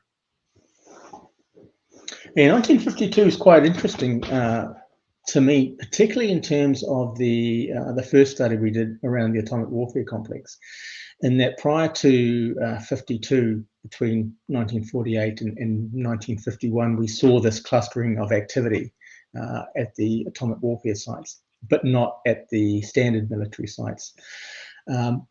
What we see in 1952 is, and it started around March, there was a small peak, March, April, May, died down a little bit, and then peaked again in late July. And we're seeing activity across both the military and the public. And as well within the military, we're seeing incidences at the standard military sites as well as the atomic military sites. So if we looked at that first period before 1952, you might say, well, maybe the standard military sites weren't reporting UAP activity, and that's why we're not seeing the activity at those sites. But 1952 proves that that's not the case. When they had the incidences, they did report them, and we can see that coming through in the data, as well as with the public data as well. So it helps to better clarify what was happening before that point. After that point, we see it drop off quite significantly in terms of the atomic warfare complex until we start seeing them at the ICBM sites. But it's hard to know from my point of view whether it was a continuation or a mop-up of the previous period. Why was there still a reasonable number of incidences at the atomic warfare sites, as well as standard military, as well as public? So for me, it's a little bit hard to understand whether it is a continuation or whether it was, the start of something else. And pure speculation, but it may teach us something in terms of the time lag. It may be that what we saw up to that point was simply sampling. And then they had learned enough to really say, okay, now we can do a full bore, bring in all the resources that we do have available, do the broadest possible survey that we can, and then we're done to a large extent. Because we've got the picture we need. We'll go on to another focus, and we won't come back and do this until something changes. And actually, the other part that goes along with that, which may have some effect, especially in the military sphere, is the Korean War. Early on, during the early stages of the Korean War, most of our military radar interceptors were deployed in Korea and Japan, overseas. The the the detection network that had been set up during World War II was taken apart quickly and rapidly at the end of the war in 45, 46. And there was a real gap in military air defense that occurred for 2 or 3 years. But by 1952, there are a lot more radars in place. There are more interceptors. So I would tend to see the military, peak at that point in time, and if not peak, go up to the extent it did is another question. But no real obvious explanation for the public, because all the public observations are still remote. They're daylight, they're remote, they're almost more like this is a visibility exercise. And I don't want to exaggerate that, but it's like, yes, in 1947 we made the newspapers, and then you stopped talking about us. Let's muster this huge effort to make ourselves visible. Maybe it's more messaging, just like, can you avoid the fact that we're really here? And the answer is yes, we can. We have happily done so as a global society for many decades. And the question for me is, are we seeing an increase in presence during that time? Is there just significantly more craft flying around? Or are we just seeing a slightly different tactic in terms of what they're doing, what they're focusing on? So it's the same amount of craft, same amount of resource. It's just that they're flying around a lot more, doing more sort of high-level surveys, which naturally mean that a wider area is going to be able to observe them. I think anomaly detection in real time, like today, would be critical for this to understand, are we looking at a small force that's deploying itself in concentration, but only in single or a cluster of locations, not globally, or is it a pervasive global force? And we might be looking, if it is pervasive and global, it doesn't mean there's an entity in every craft. These could be drones, these could be semi-autonomous technologies that are controlled still by a relatively small, numerically small presence. This is great stuff. Now we get into the exciting stuff for those watching. We're going to talk about the scenarios of intent. First, I want to remind you, Slido over here, snap that QR code with your phone, hit that link, and ask Ian and Larry your questions, and we'll be taking that in a minute. To begin to queue up this topic of the scenarios. So if I go back to the kind of opening sections of the paper, there's 7 scenarios. I actually have it on screen here. We'll show that again.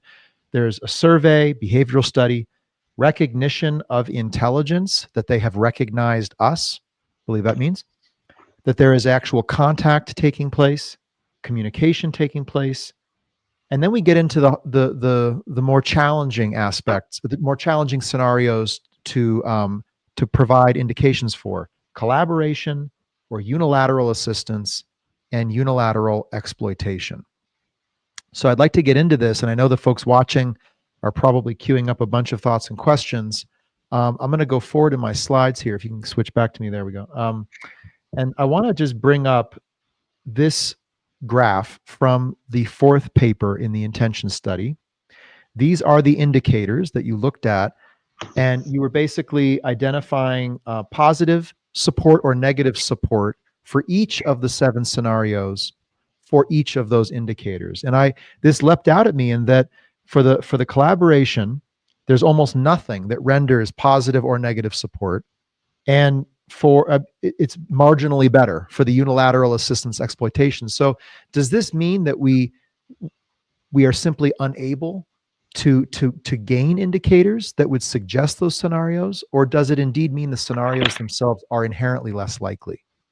I think in terms of collaboration, we would see that coming through in the data if it was occurring. I think it would be quite obvious. The fact that we're not seeing that suggests that it's not happening. And then in terms of collaboration, you would need to go through the various stages of contact and communication in order to get to collaboration. So I think we can confidently say that that particular scenario during this particular period wasn't presenting itself.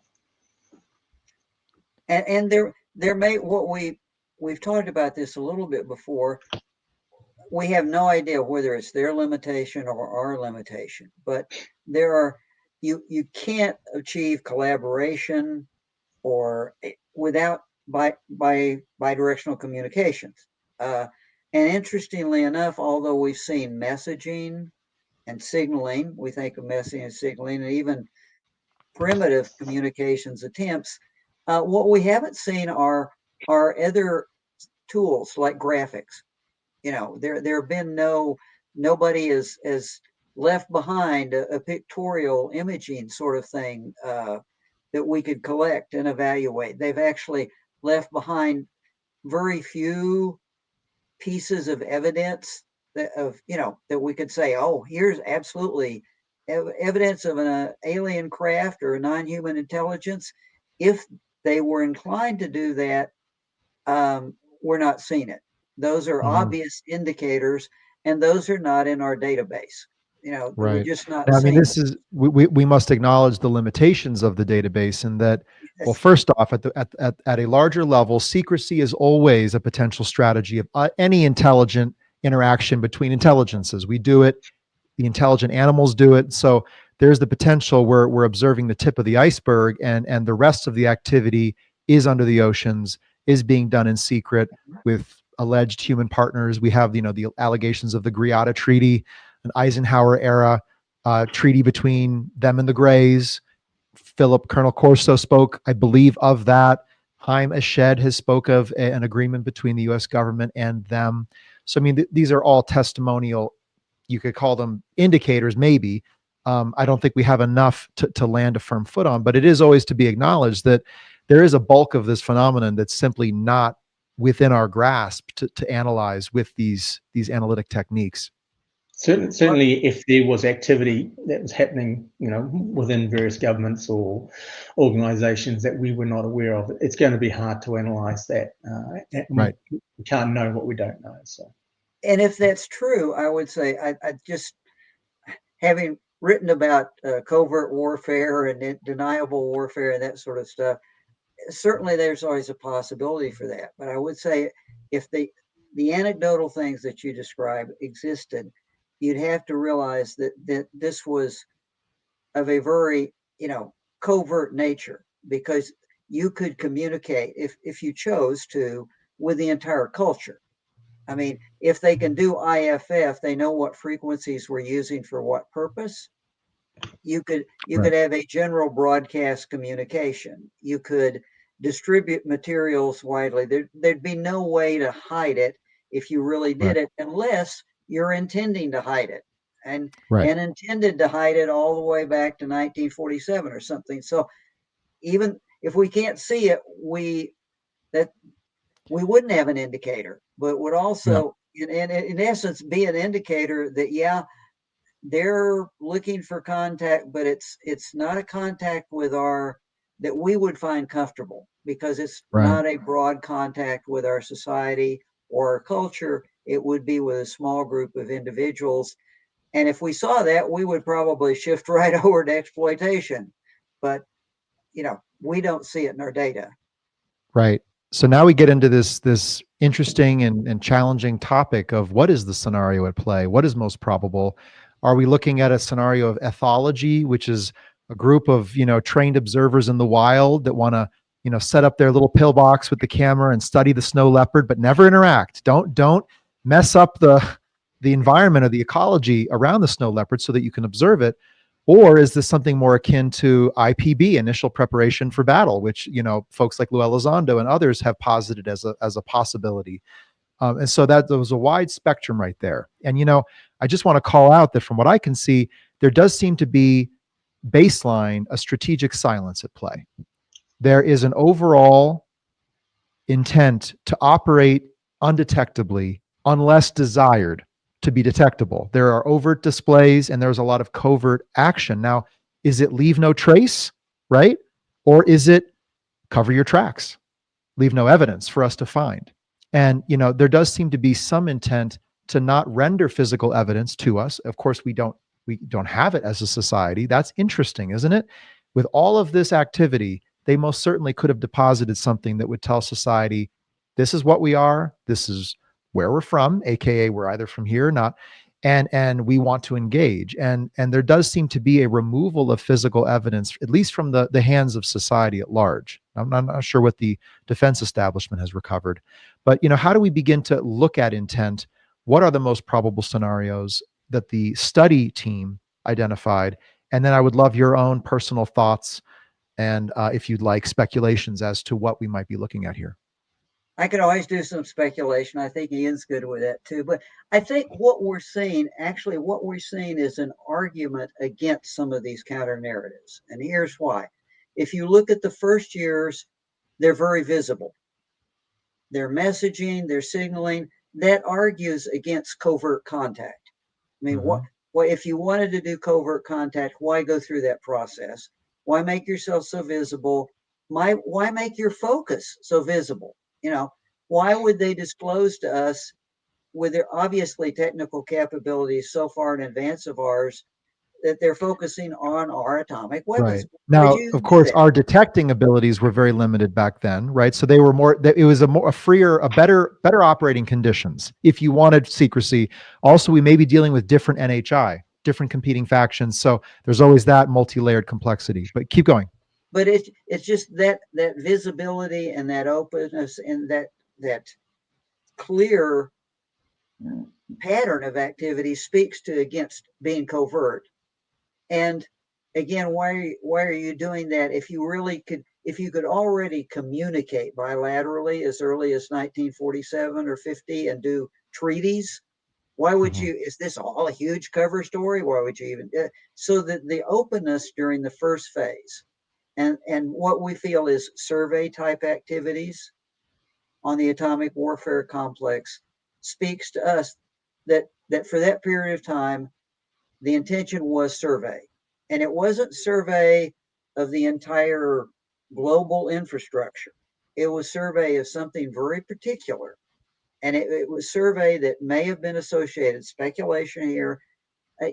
We ourselves are at the point of time where we can now, within the next few years, we'll be able to identify exoplanets that have atmospheres and even moderate those atmospheres. We could tell when another planet went through the Industrial Revolution just by looking at the particulate matter in the atmosphere. They would be able to tell, at 10 light years away, they could say, oh, this planet finally went through the industrial. And by the way, now they just have some type of atomic energy. Let's go take a look. What are they doing with it? There's always two paths. Is it just peaceful atomic energy? They did a chain reaction. They didn't know what they were doing, whatever. We need to go take a look at them. And then when they find it's military, they do a survey. And there's a survey period. Which is fairly lengthy, actually, several years. So I think that, to me, that argues if you have bad intentions or covert intentions, being that visible and having your intentions that visible argues against it. Whereas the interesting thing is if you have, again, some of these alternative scenarios in place, you don't need to do behavioral studies. You don't need these close encounters with teenagers at 1 a.m. in the morning, or railroad or trucking operators at 3 a.m. You don't need that if that other stuff is already in play. Why would you be doing that, especially if your presence is fairly limited in the first place? So I'll let Ian, but I do think some of the scenarios that we can identify and say this is more probable actually speak to some of those others that we didn't include by inference. And just to clarify, Larry, so the study did identify a transition to more nighttime close approach with civilians. So there is some kind of clandestine activity at play there. And that transition point now, is the whole program secretive and clandestine? Is there an initial burst to try to get our attention? And then was there resistance, kinetic resistance from human factors that caused them to become more clandestine when they didn't want to be? I mean, how would you interpret that fundamental shift that the study seemed to have uncovered? It may be too simplistic, but my view is it starts out as a survey. They don't know our capabilities with atomic energy, and that's a transition point to them, because atomic energy is not just atomic energy, it's atomic theory, it's quantum theory, it's it's a transition point to a whole new level of working at the world that ranges all, it's going to range all the way from metamaterials to quantum devices. That's a major transition point comparable to the Industrial Revolution. So I would say they're doing a survey, they come to see what's going on, they find out that we went in the not only the atomic energy direction, but the atomic warfare direction. They have to get a handle on that, and they don't worry about being visible, because there's still nothing after a few encounters and hiding from us in clouds for a little bit. They see that there's not a problem with our interceptors. I would say after a time, then it's not that the survey will ever go away. I think you'll see the military element of that survey go away, continue at some level, but at time, to me, it's just they became curious about our non-responsiveness. Maybe it doesn't fit their culture. Maybe it doesn't fit their model. Maybe it doesn't fit their behavior pattern. Quite frankly, maybe that's why they advance much faster than we have, because we're able to reach a stage of denial and not see what we should be seeing more quickly. Denial does keep one back in life. It's true at an individual and a whole society level. Yeah, Ian, what are your thoughts? See myself in that state. It's like, why can they not see us? Is that why they're not able to, etc.? Right. Normally the expectation is, from what they've seen, you go to atomic theory to, interstellar space flight in 100 years, and they're kind of wondering why we still haven't made it back to the moon. What's slowing you guys down? So Larry, just a final question then. So would you say that there seemed to have been an overt display with the goal of examining our responsiveness? A covert display. I think at first it was overt, and that's what I mean, is in the beginning it was overt. That didn't work. And so they shifted into another effort. Again, though, the same intention to test our responsiveness, understand.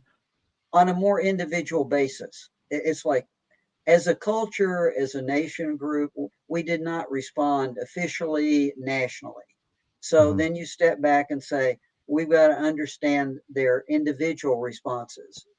Like I said, maybe down at the basic flight fright level. Maybe it's just like they're wondering if we have something built into us that we always fly away from them, that we never engage with them, that we just move immediately to fright, even though there's no threat. We just interpret threat. I'm thinking that they're still wrestling with understanding us, which means a very personal dynamic, not a group dynamic yet. We're not seeing anymore. We're not seeing these same type of personal engagements over large cities that much. I mean, maybe but what we're seeing, what Ian has charted out in the Rust Belt, and then later in the Hudson River Valley, it's not happening over metropolitan areas. It's mostly happening over rural areas with limited populations and limited encounters. Ian, what are your thoughts here? Well, if I was going to speculate, and some of this might not be based on hard data, but an objective assessment, my thinking would be that they have a limited resource here, and they have a difficulty getting here. So they can't arrive in numbers. They can't apply the resources necessary to follow through on their intention, whatever that intention ultimately would be. So they need to take a slow and purposeful approach. And what we see in the beginning period with the overtness is they're clearly not trying to hide their existence. So they're not trying to study us without interfering with us or without us knowing they're here. But that behavior does change over time. And that may be because of our reaction, our aggressive nature, our lack of communication. So it may be that because of their lack of volume or presence that they have here, that they need to pull back while they build up their resources, while they build up their understanding, so that they can then re-engage and move forward again. So it may be that it's difficult to get to Earth. They can't get here in numbers. They have a limited base that they need to slowly build up on.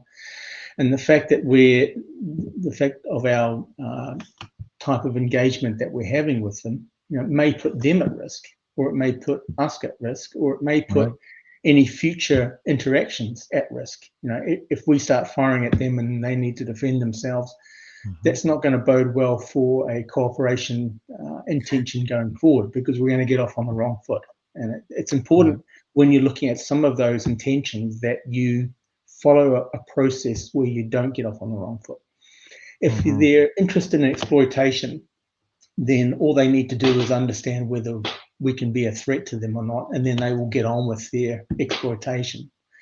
The fact that they haven't would suggest that either that's not their intention, or they lack the resources to be able to follow through, and that we have enough technology to at least disrupt them. Obviously, their technology is going to be more advanced than ours, so they're going to have a technology advantage. But we've got the home ground, we've got the sheer volume of presence here. Right. I mean, you go to the oceans, then we don't have any presence or detecting ability. And exploitation, could be not malicious at all. It could be to exploit the Earth's mineral, biological, hydro resources. I mean, they could be extracting energy from the Earth's oceans, and that is the exploitation, right? And so we don't know exactly what they would want, because we have no insight into the exopolitical reality and the system that sustains and that interfaces with them. So we're in this island mentality, right, where it's us and the great big blue, and something comes over the horizon, and what we just interpret it according to what we have on this island. Little do we know the continental reality that they might be a part of interacting intelligences that have been in existence 10 times or 100 times longer. So it is difficult to speculate about them. I am sensitive to the other aspects of the phenomenon that have been testified to, the testimonial record of people who have experienced NHI initiated contact, people who claim the manipulation of perception. But that's even been reported by ground observers during UAP mass sightings. People have reported feeling different, having downloads, having information extracted or put in just in a UAP sighting, let alone an encounter. So there are these other possibilities that nuance and make more complex the scenario at play. But I'm curious about the strategic silence, right? Because they could at any time say, we are here and this is who we are. They could disclose. We talk about disclosure as a government, citizen on government issue. It's actually an NHI created issue, right? Because they could disclose at any time. Now, there might be very good reasons to not do so. And here I also want to acknowledge there's tremendous hazard at play in the collision of worlds, the meeting of intelligences, regardless of beneficial or detrimental intent. We don't even have to talk about malevolence. I mean, they could make a mass appearance over a major city and it could collapse the global market. It could start a global conflict. So they could initiate a communication that says we've been working with X government, and that could be a false statement, and that could start a global conflict. It's like almost anything could happen, and it would be us and our human reactivity, the autoimmunity that could be activated in humanity is unbelievable as it regards to contact with this exo-xeno potential presence. So, I do acknowledge maybe there is an element of strategic silence that is necessary for the preservation of stability. But ultimately, when you begin to look at, the experiencer accounts, it does build the picture that this presence is not in remote observation. It's down and in. It's not up and out. And so how do we begin to bridge the gap between what you can do as researchers using these curated, credible reports to military organizations, and then over on the other side of the spectrum, these thousands of experiencer accounts of being taken on board craft, of being engaged and communicated with? How do we bridge that gulf? Well, there's no reason why you can't apply the same techniques to that data set. It's a matter of collecting the data, being able to put it in a framework to answer the questions that you need to do, and then work through it using these structured analytical techniques. So just because it's different types of data doesn't mean that you can't use the same techniques. And personally, I'd be more than happy to work through a data set like that to try and understand the strengths and weaknesses within the data and the patterns within the data and the consistencies that we should be seeing or shouldn't be seeing. But it's a case of being able to get access to that data and to be able to work with it. Our understanding is that Mac's data from his work and his book may become available in a database. And that's going to be the key. The methodology that we're using, it would work just fine with experiencers. Now, it's going to have to be parsed out with different types of indicators, different types of experiences, if you will, but there's no reason this methodology can't be used there. What we can't do with it is it's the same problem we had with 100 different books on UFOs that considered them a case at a time. That's what we're facing. I have a stack of experiencer and abductee books over there, but they're like that. They're all a case history of 10 individuals or a case history of 50 individuals. So the methodology would work. And it would be interesting to do that. I would leave that as an open question. As Ian said, it's something actually that several of our members are eager to tackle and wrestling with questions to how we would set it up, but we would still need the data. But I did want to answer one point you were making earlier. One thing we don't know about the NHI is what their timeframes are. We don't know what the time scale they operate on are. 30 years, equivalent of an afternoon for us, especially if we're talking about interstellar travel and time lags for speed of light transmissions. We don't know what their schedule is. We don't know what their time frames are. But one thing I would observe is in any cultural process, if they do want to establish some kind of effective bilateral communications, we have to be desensitized. We have to become familiar enough with them so that they're not a threat, familiar enough with them. And what have we seen really happen during the last 30, 40 years? Hundreds of movies, stories, articles, it's what I'm kind curious. of alien do you laugh at anymore? Right. I brought up the question. Is there a technological seeding going on in this reported crash retrieval, which might be kind of a miscasting of what's really going on, right? Are these crashed vehicles? Or are they deposited vehicles?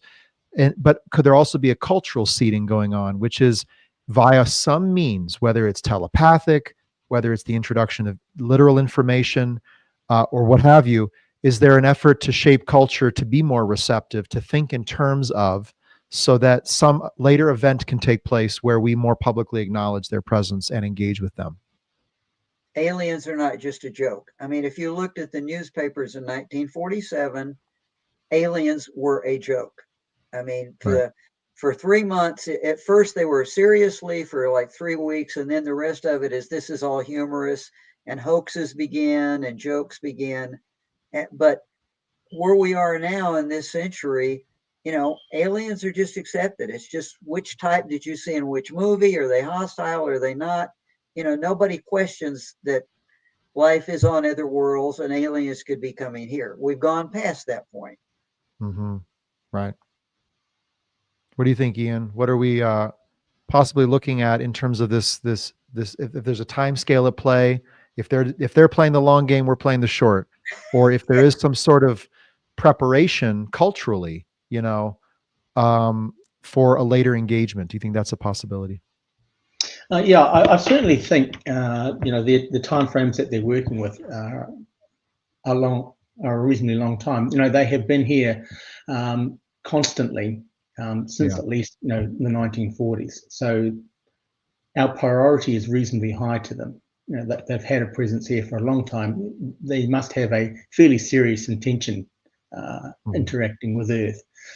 So it is a long-term play, and it's important that we do these studies over multiple different timeframes so that we can see this change in behaviour to be able to plot it out. So the fact that we've had to stop at 1975 is a bit disappointing. Right. We need that data through to now, and we need to carry on getting that data to be able to answer these questions. But one thing Are there any? is we have never considered, I think, in all the literature, because their capabilities are so great, instant acceleration, G-loading, radical flight, their technology seems to be so far in advance of us. We haven't really considered this presence thing. Yeah. Mm-hmm. What if they have that capability, but they have limited resources to do anything with it? Certainly right now for a few decades that could change. But I think we've always overlaid, it's like they're so awesome that they must be able to do anything they want to do. Well, not necessarily if their presence is limited.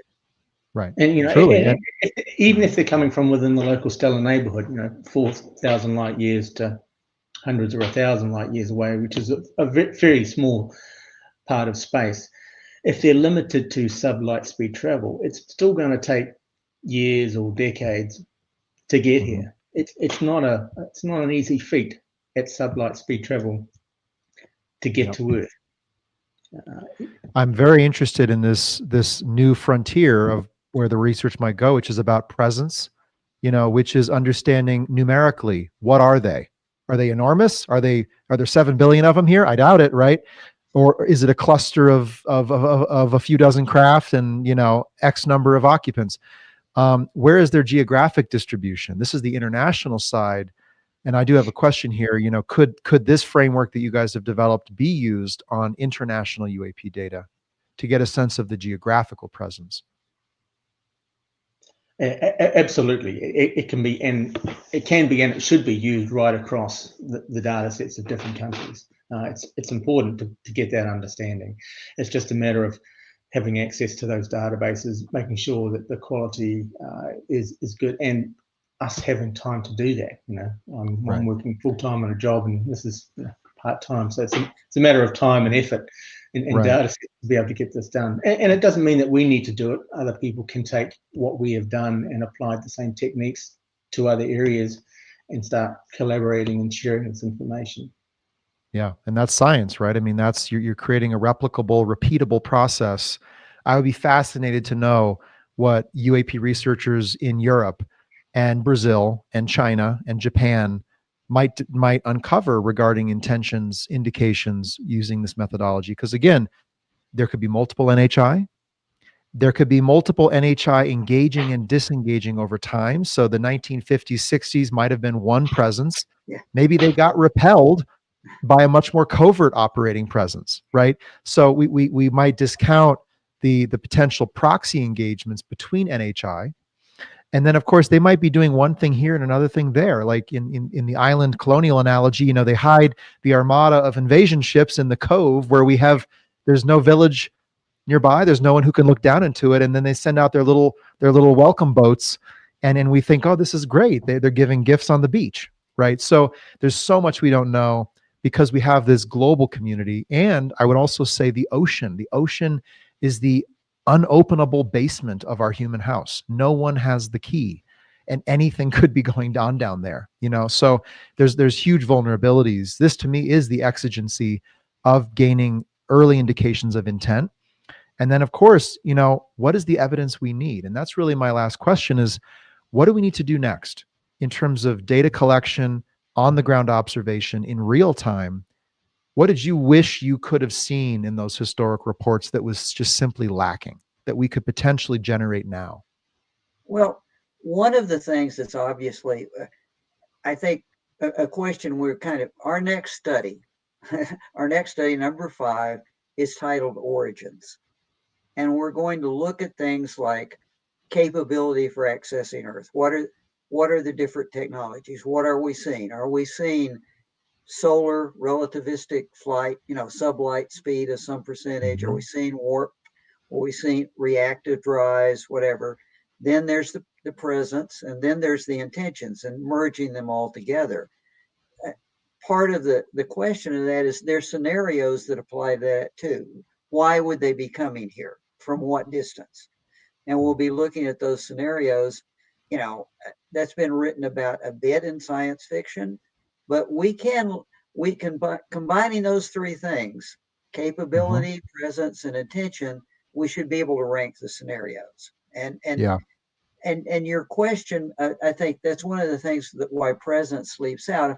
Of course, we're studying data, as you said, from just one subset, just the US, from 30-year period. Sure, GPAN could use these same studies for France. The Spanish group could do it, where SCU has several representatives in Europe, encouraging these kind of studies. Same with Latin America. So we could move towards a global picture, but here's what we're not getting. And I guess this is the part that worries me, that I can't see. We're not getting the sensor data from the military. Only the military can monitor size lunar space. Only the military can monitor even low Earth orbit. Only the military can monitor what's going on under the water. The military service that we have virtually no information from is the US Navy. Very few Navy reports. The Navy has always kept its information closely bound. Interestingly, though, the Navy has been the origin of a lot of the recent movement on this topic via the Air Force, which has not. There seems to be a dynamic tension between those two military branches on this topic. USOs, underwater activity, I'm kind of not surprised. But it's not the Navy, it's Navy personnel that have of course, it's not the official Navy on the official Air Force. Like, where's Navy intelligence? Did Navy intelligence weigh on this? Where's the equivalent of Blue Book in the Navy? But so again, and I know they want to protect their sensor data, because if they disclose what they can detect in this form, it's revealing security level information. But without that data, we can't study what's ongoing in these other environments, undersea, orbital. We can't. One of the questions we're posing to ourselves is, we can track radical acceleration, 1,000 Gs, within the atmosphere, which has a lot else to go along with it, like inertia cancellation and G loading of the structure. But we don't have any reports of whether or not these things are actually going or coming from space. We just see what their capability is in the atmosphere. But I have no doubt, if the military has the capability to look for that sort of thing. But what we've seen most recently is AARO may be collecting it. AARO, all Domain Anomaly Resolution Office? Where they're effectively collecting it from both the Navy and the Air Force. Right. I don't know. We don't have nearly the insight into their process that we did into Blue Book. Maybe 50 years down the road, they'll write it up. But Blue Book at least was relatively transparent. They produced reports with numbers of sightings and locations of sightings. That's something we're not getting now. So that's another part of hitting the wall. I don't know if we're developing a transition to a new scenario. The Nimitz thing kind of disturbs me, because in Nimitz, we have the Navy encounters with craft that appear to have no interest in us. They're coming across at very high altitudes and diving into the ocean, not by our Navy task force, just close enough to be observed by the Navy task force. That's kind of, getting back to your remarks about the ocean, it's like, well, did they not know they were going to be seen? Are they doing something out there I should worry about? Did the Navy investigate the undersea aspects? Did they do a survey of what was going on where those UAPs were descending? Right. That's what I don't know that worries me. I mean, my sense is, and I'm going to get into this on the Forerunner debrief I'm going to do in a minute here, there are some hard aspects to what has been discovered about the phenomenon, and that is why transparency on this issue has been uniquely difficult. Not the only reason. I do not doubt that there is the weaponization of recovered technologies and, not wanting to let foreign adversaries know what we can do with that, or relating to their reverse engineering of it. But, there might be some hard findings that are uniquely difficult to reveal. And, from the people I talk to and the indications that I'm seeing, there is real specificity to where the phenomenon is functioning relative to what ocean coastlines, what urban centers. There is discussion of NHI infrastructure starting to take place in certain circles. Are there bases, as we would colloquially call them?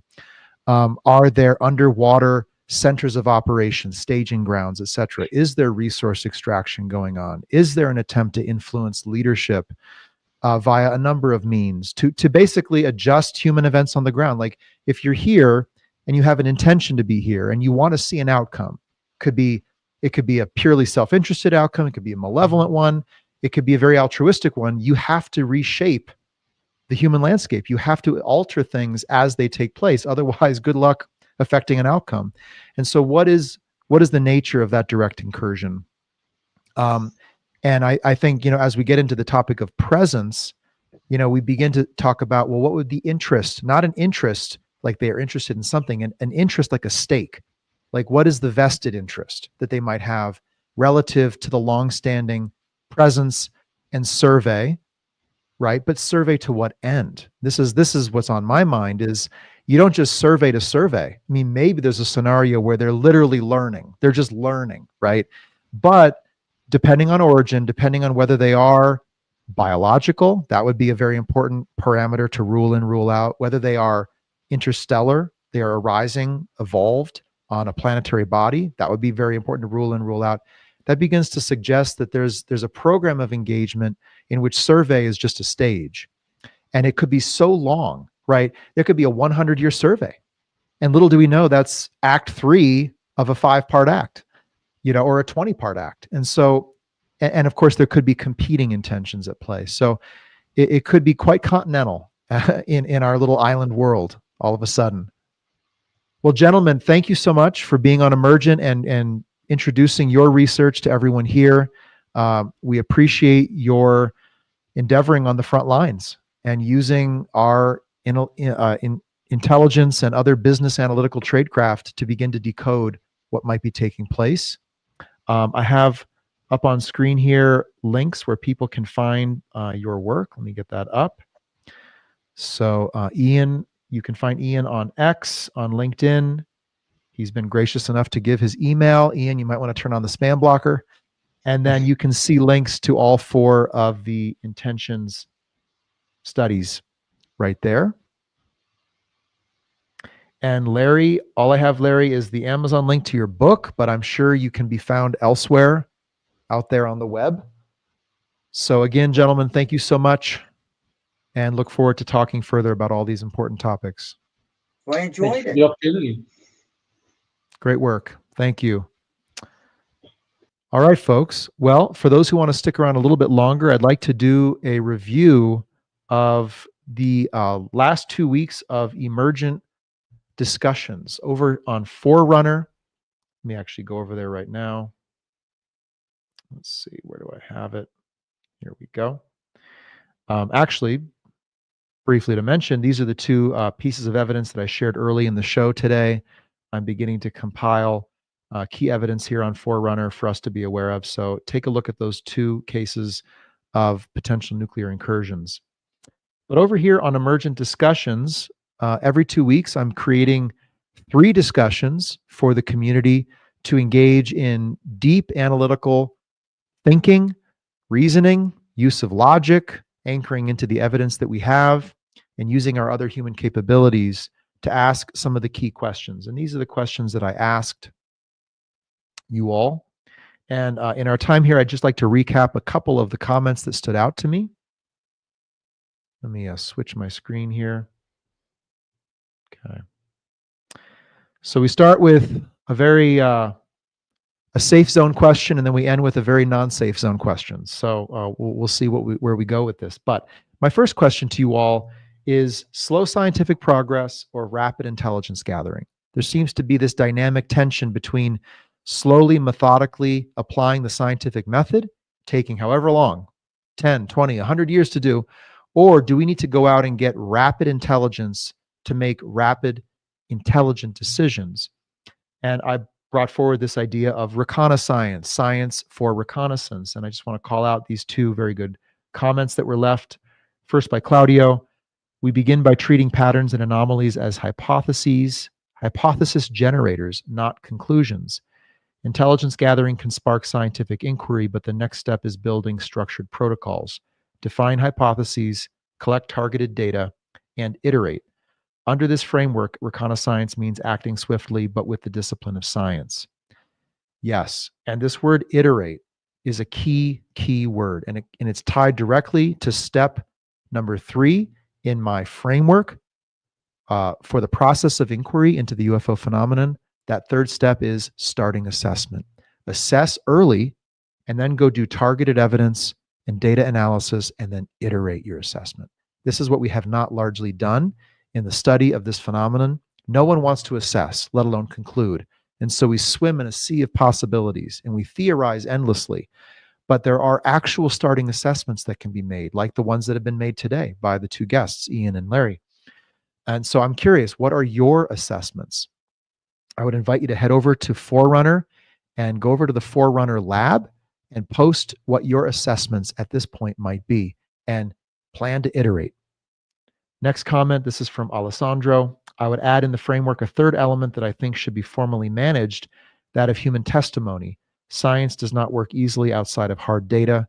Intelligence gathers eagerly whatever they can, and as a result, I think we need some third authority, some kind of official court that should be invested with the responsibility of collecting testimonies under some form of oath. Interesting idea. Should there be a more concerted effort to collect testimony, whether those who have been in the program within government with access to this topic? I guess Congress is in the process of collecting that testimony and putting it under oath. But even in the civilian space, could people come on and testify and submit themselves, whether it's to a lie detector test or to a basic process by which we weed out possible deception or other factors at play? Can we collect testimony in a more concerted fashion? I think of how in former war zones, in truth and reconciliation processes, there is this official collection of testimony with name, under oath, meaning that people cannot be lying about who did what to who. So maybe we need some more official effort instead of just collecting testimony on X and Reddit and forums and podcasts as it's happening now. All right, next exciting question. How can we focus UAP research efforts to achieve significant breakthroughs? From Claudio again, acquire one of their craft. Well, that would be a great idea. Document the entire process and share it transparently with the world.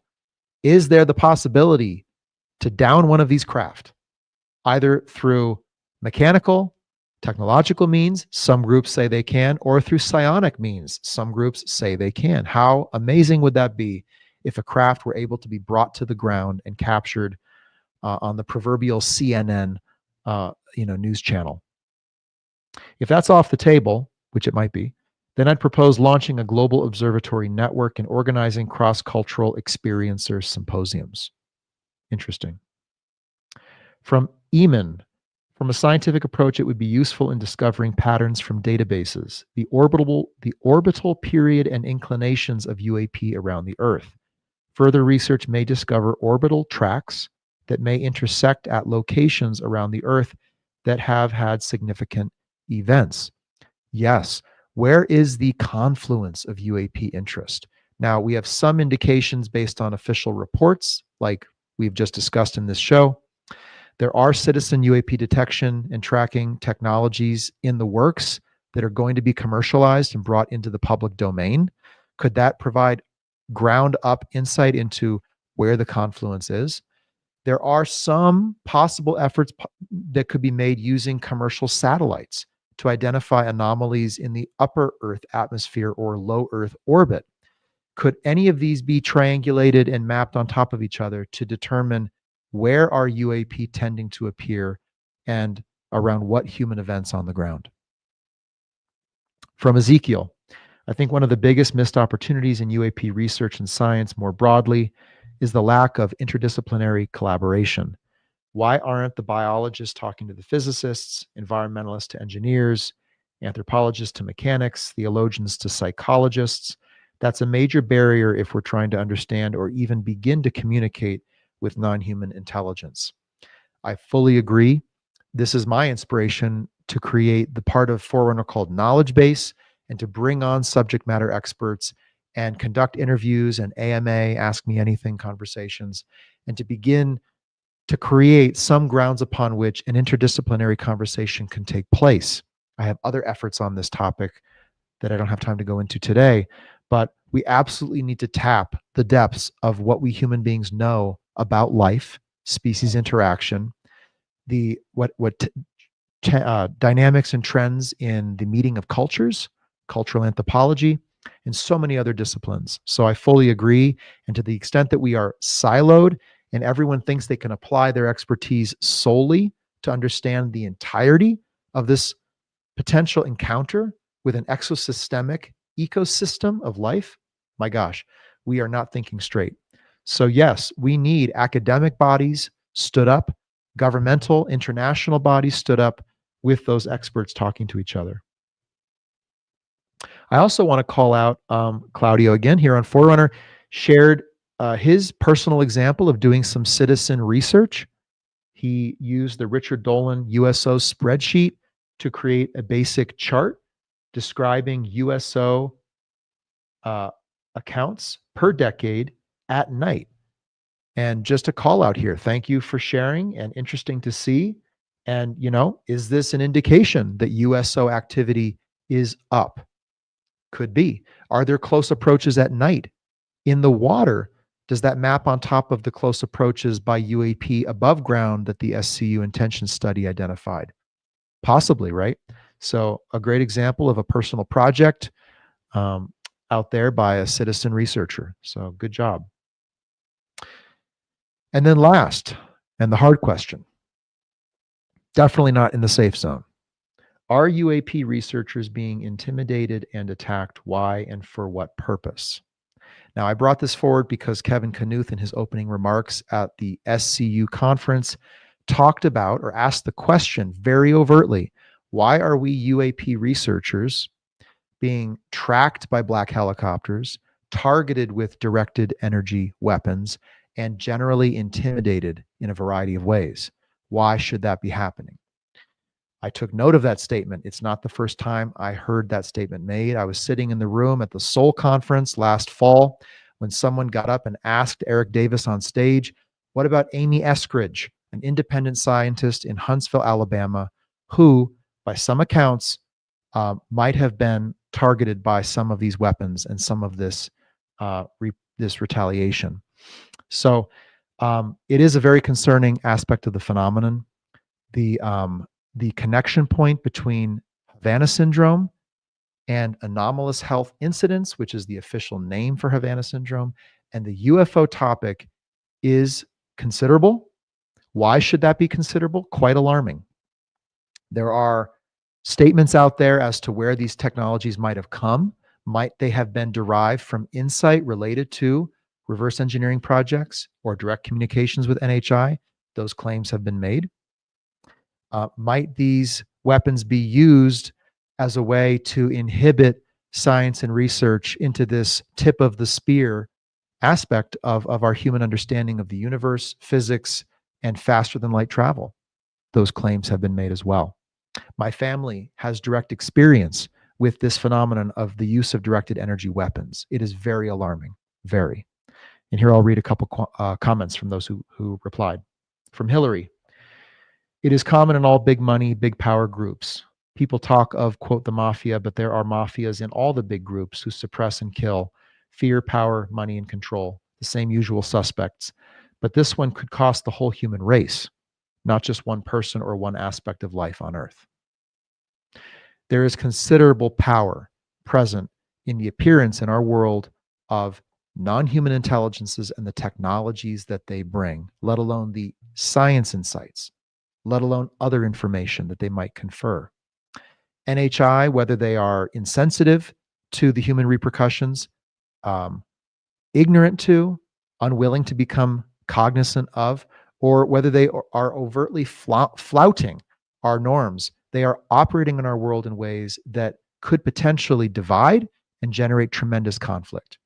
So it is concerning that they bring power into our space and they don't seem terribly concerned as to who or how or to what extent that power penetrates the human global geopolitical sphere and begins to potentially, by our own making, manipulate and alter the way life is taking course on Earth. So it is a big concern of mine, the presence of this powerful technology and science and information, and how that could be taken up into the larger system of existing conflicts and competitions over that exact same ability to control, to make money, to gain fame, etc. And then a comment from Jamie. Given the exhaustive efforts on all fronts to either suppress or discredit all substantial information on the UAP topic, why wouldn't individual researchers be targeted or intimidated on a more tangible level than just smear campaigns, etc.?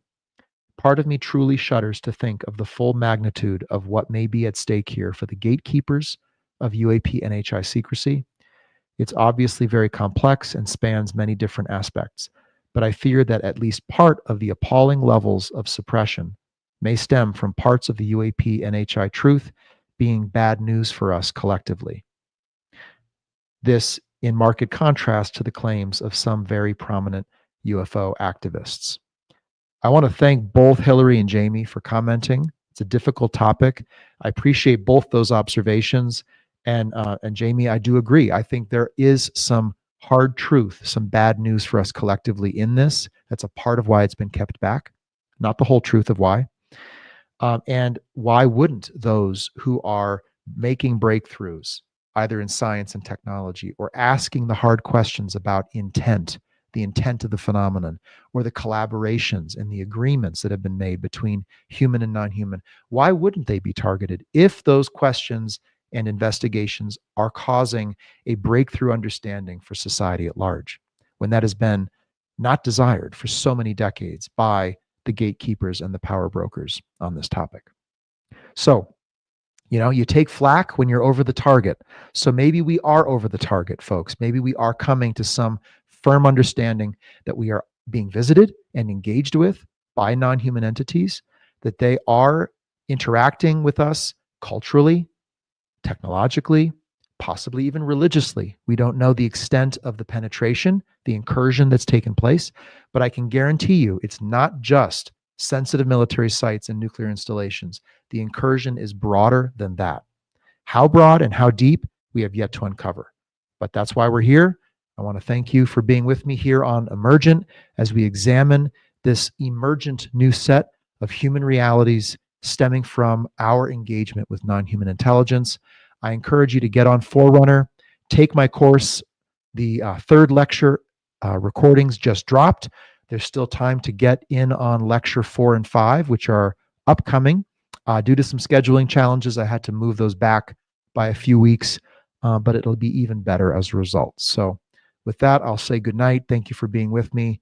And let's keep endeavoring on these front lines of the phenomenon. Take care.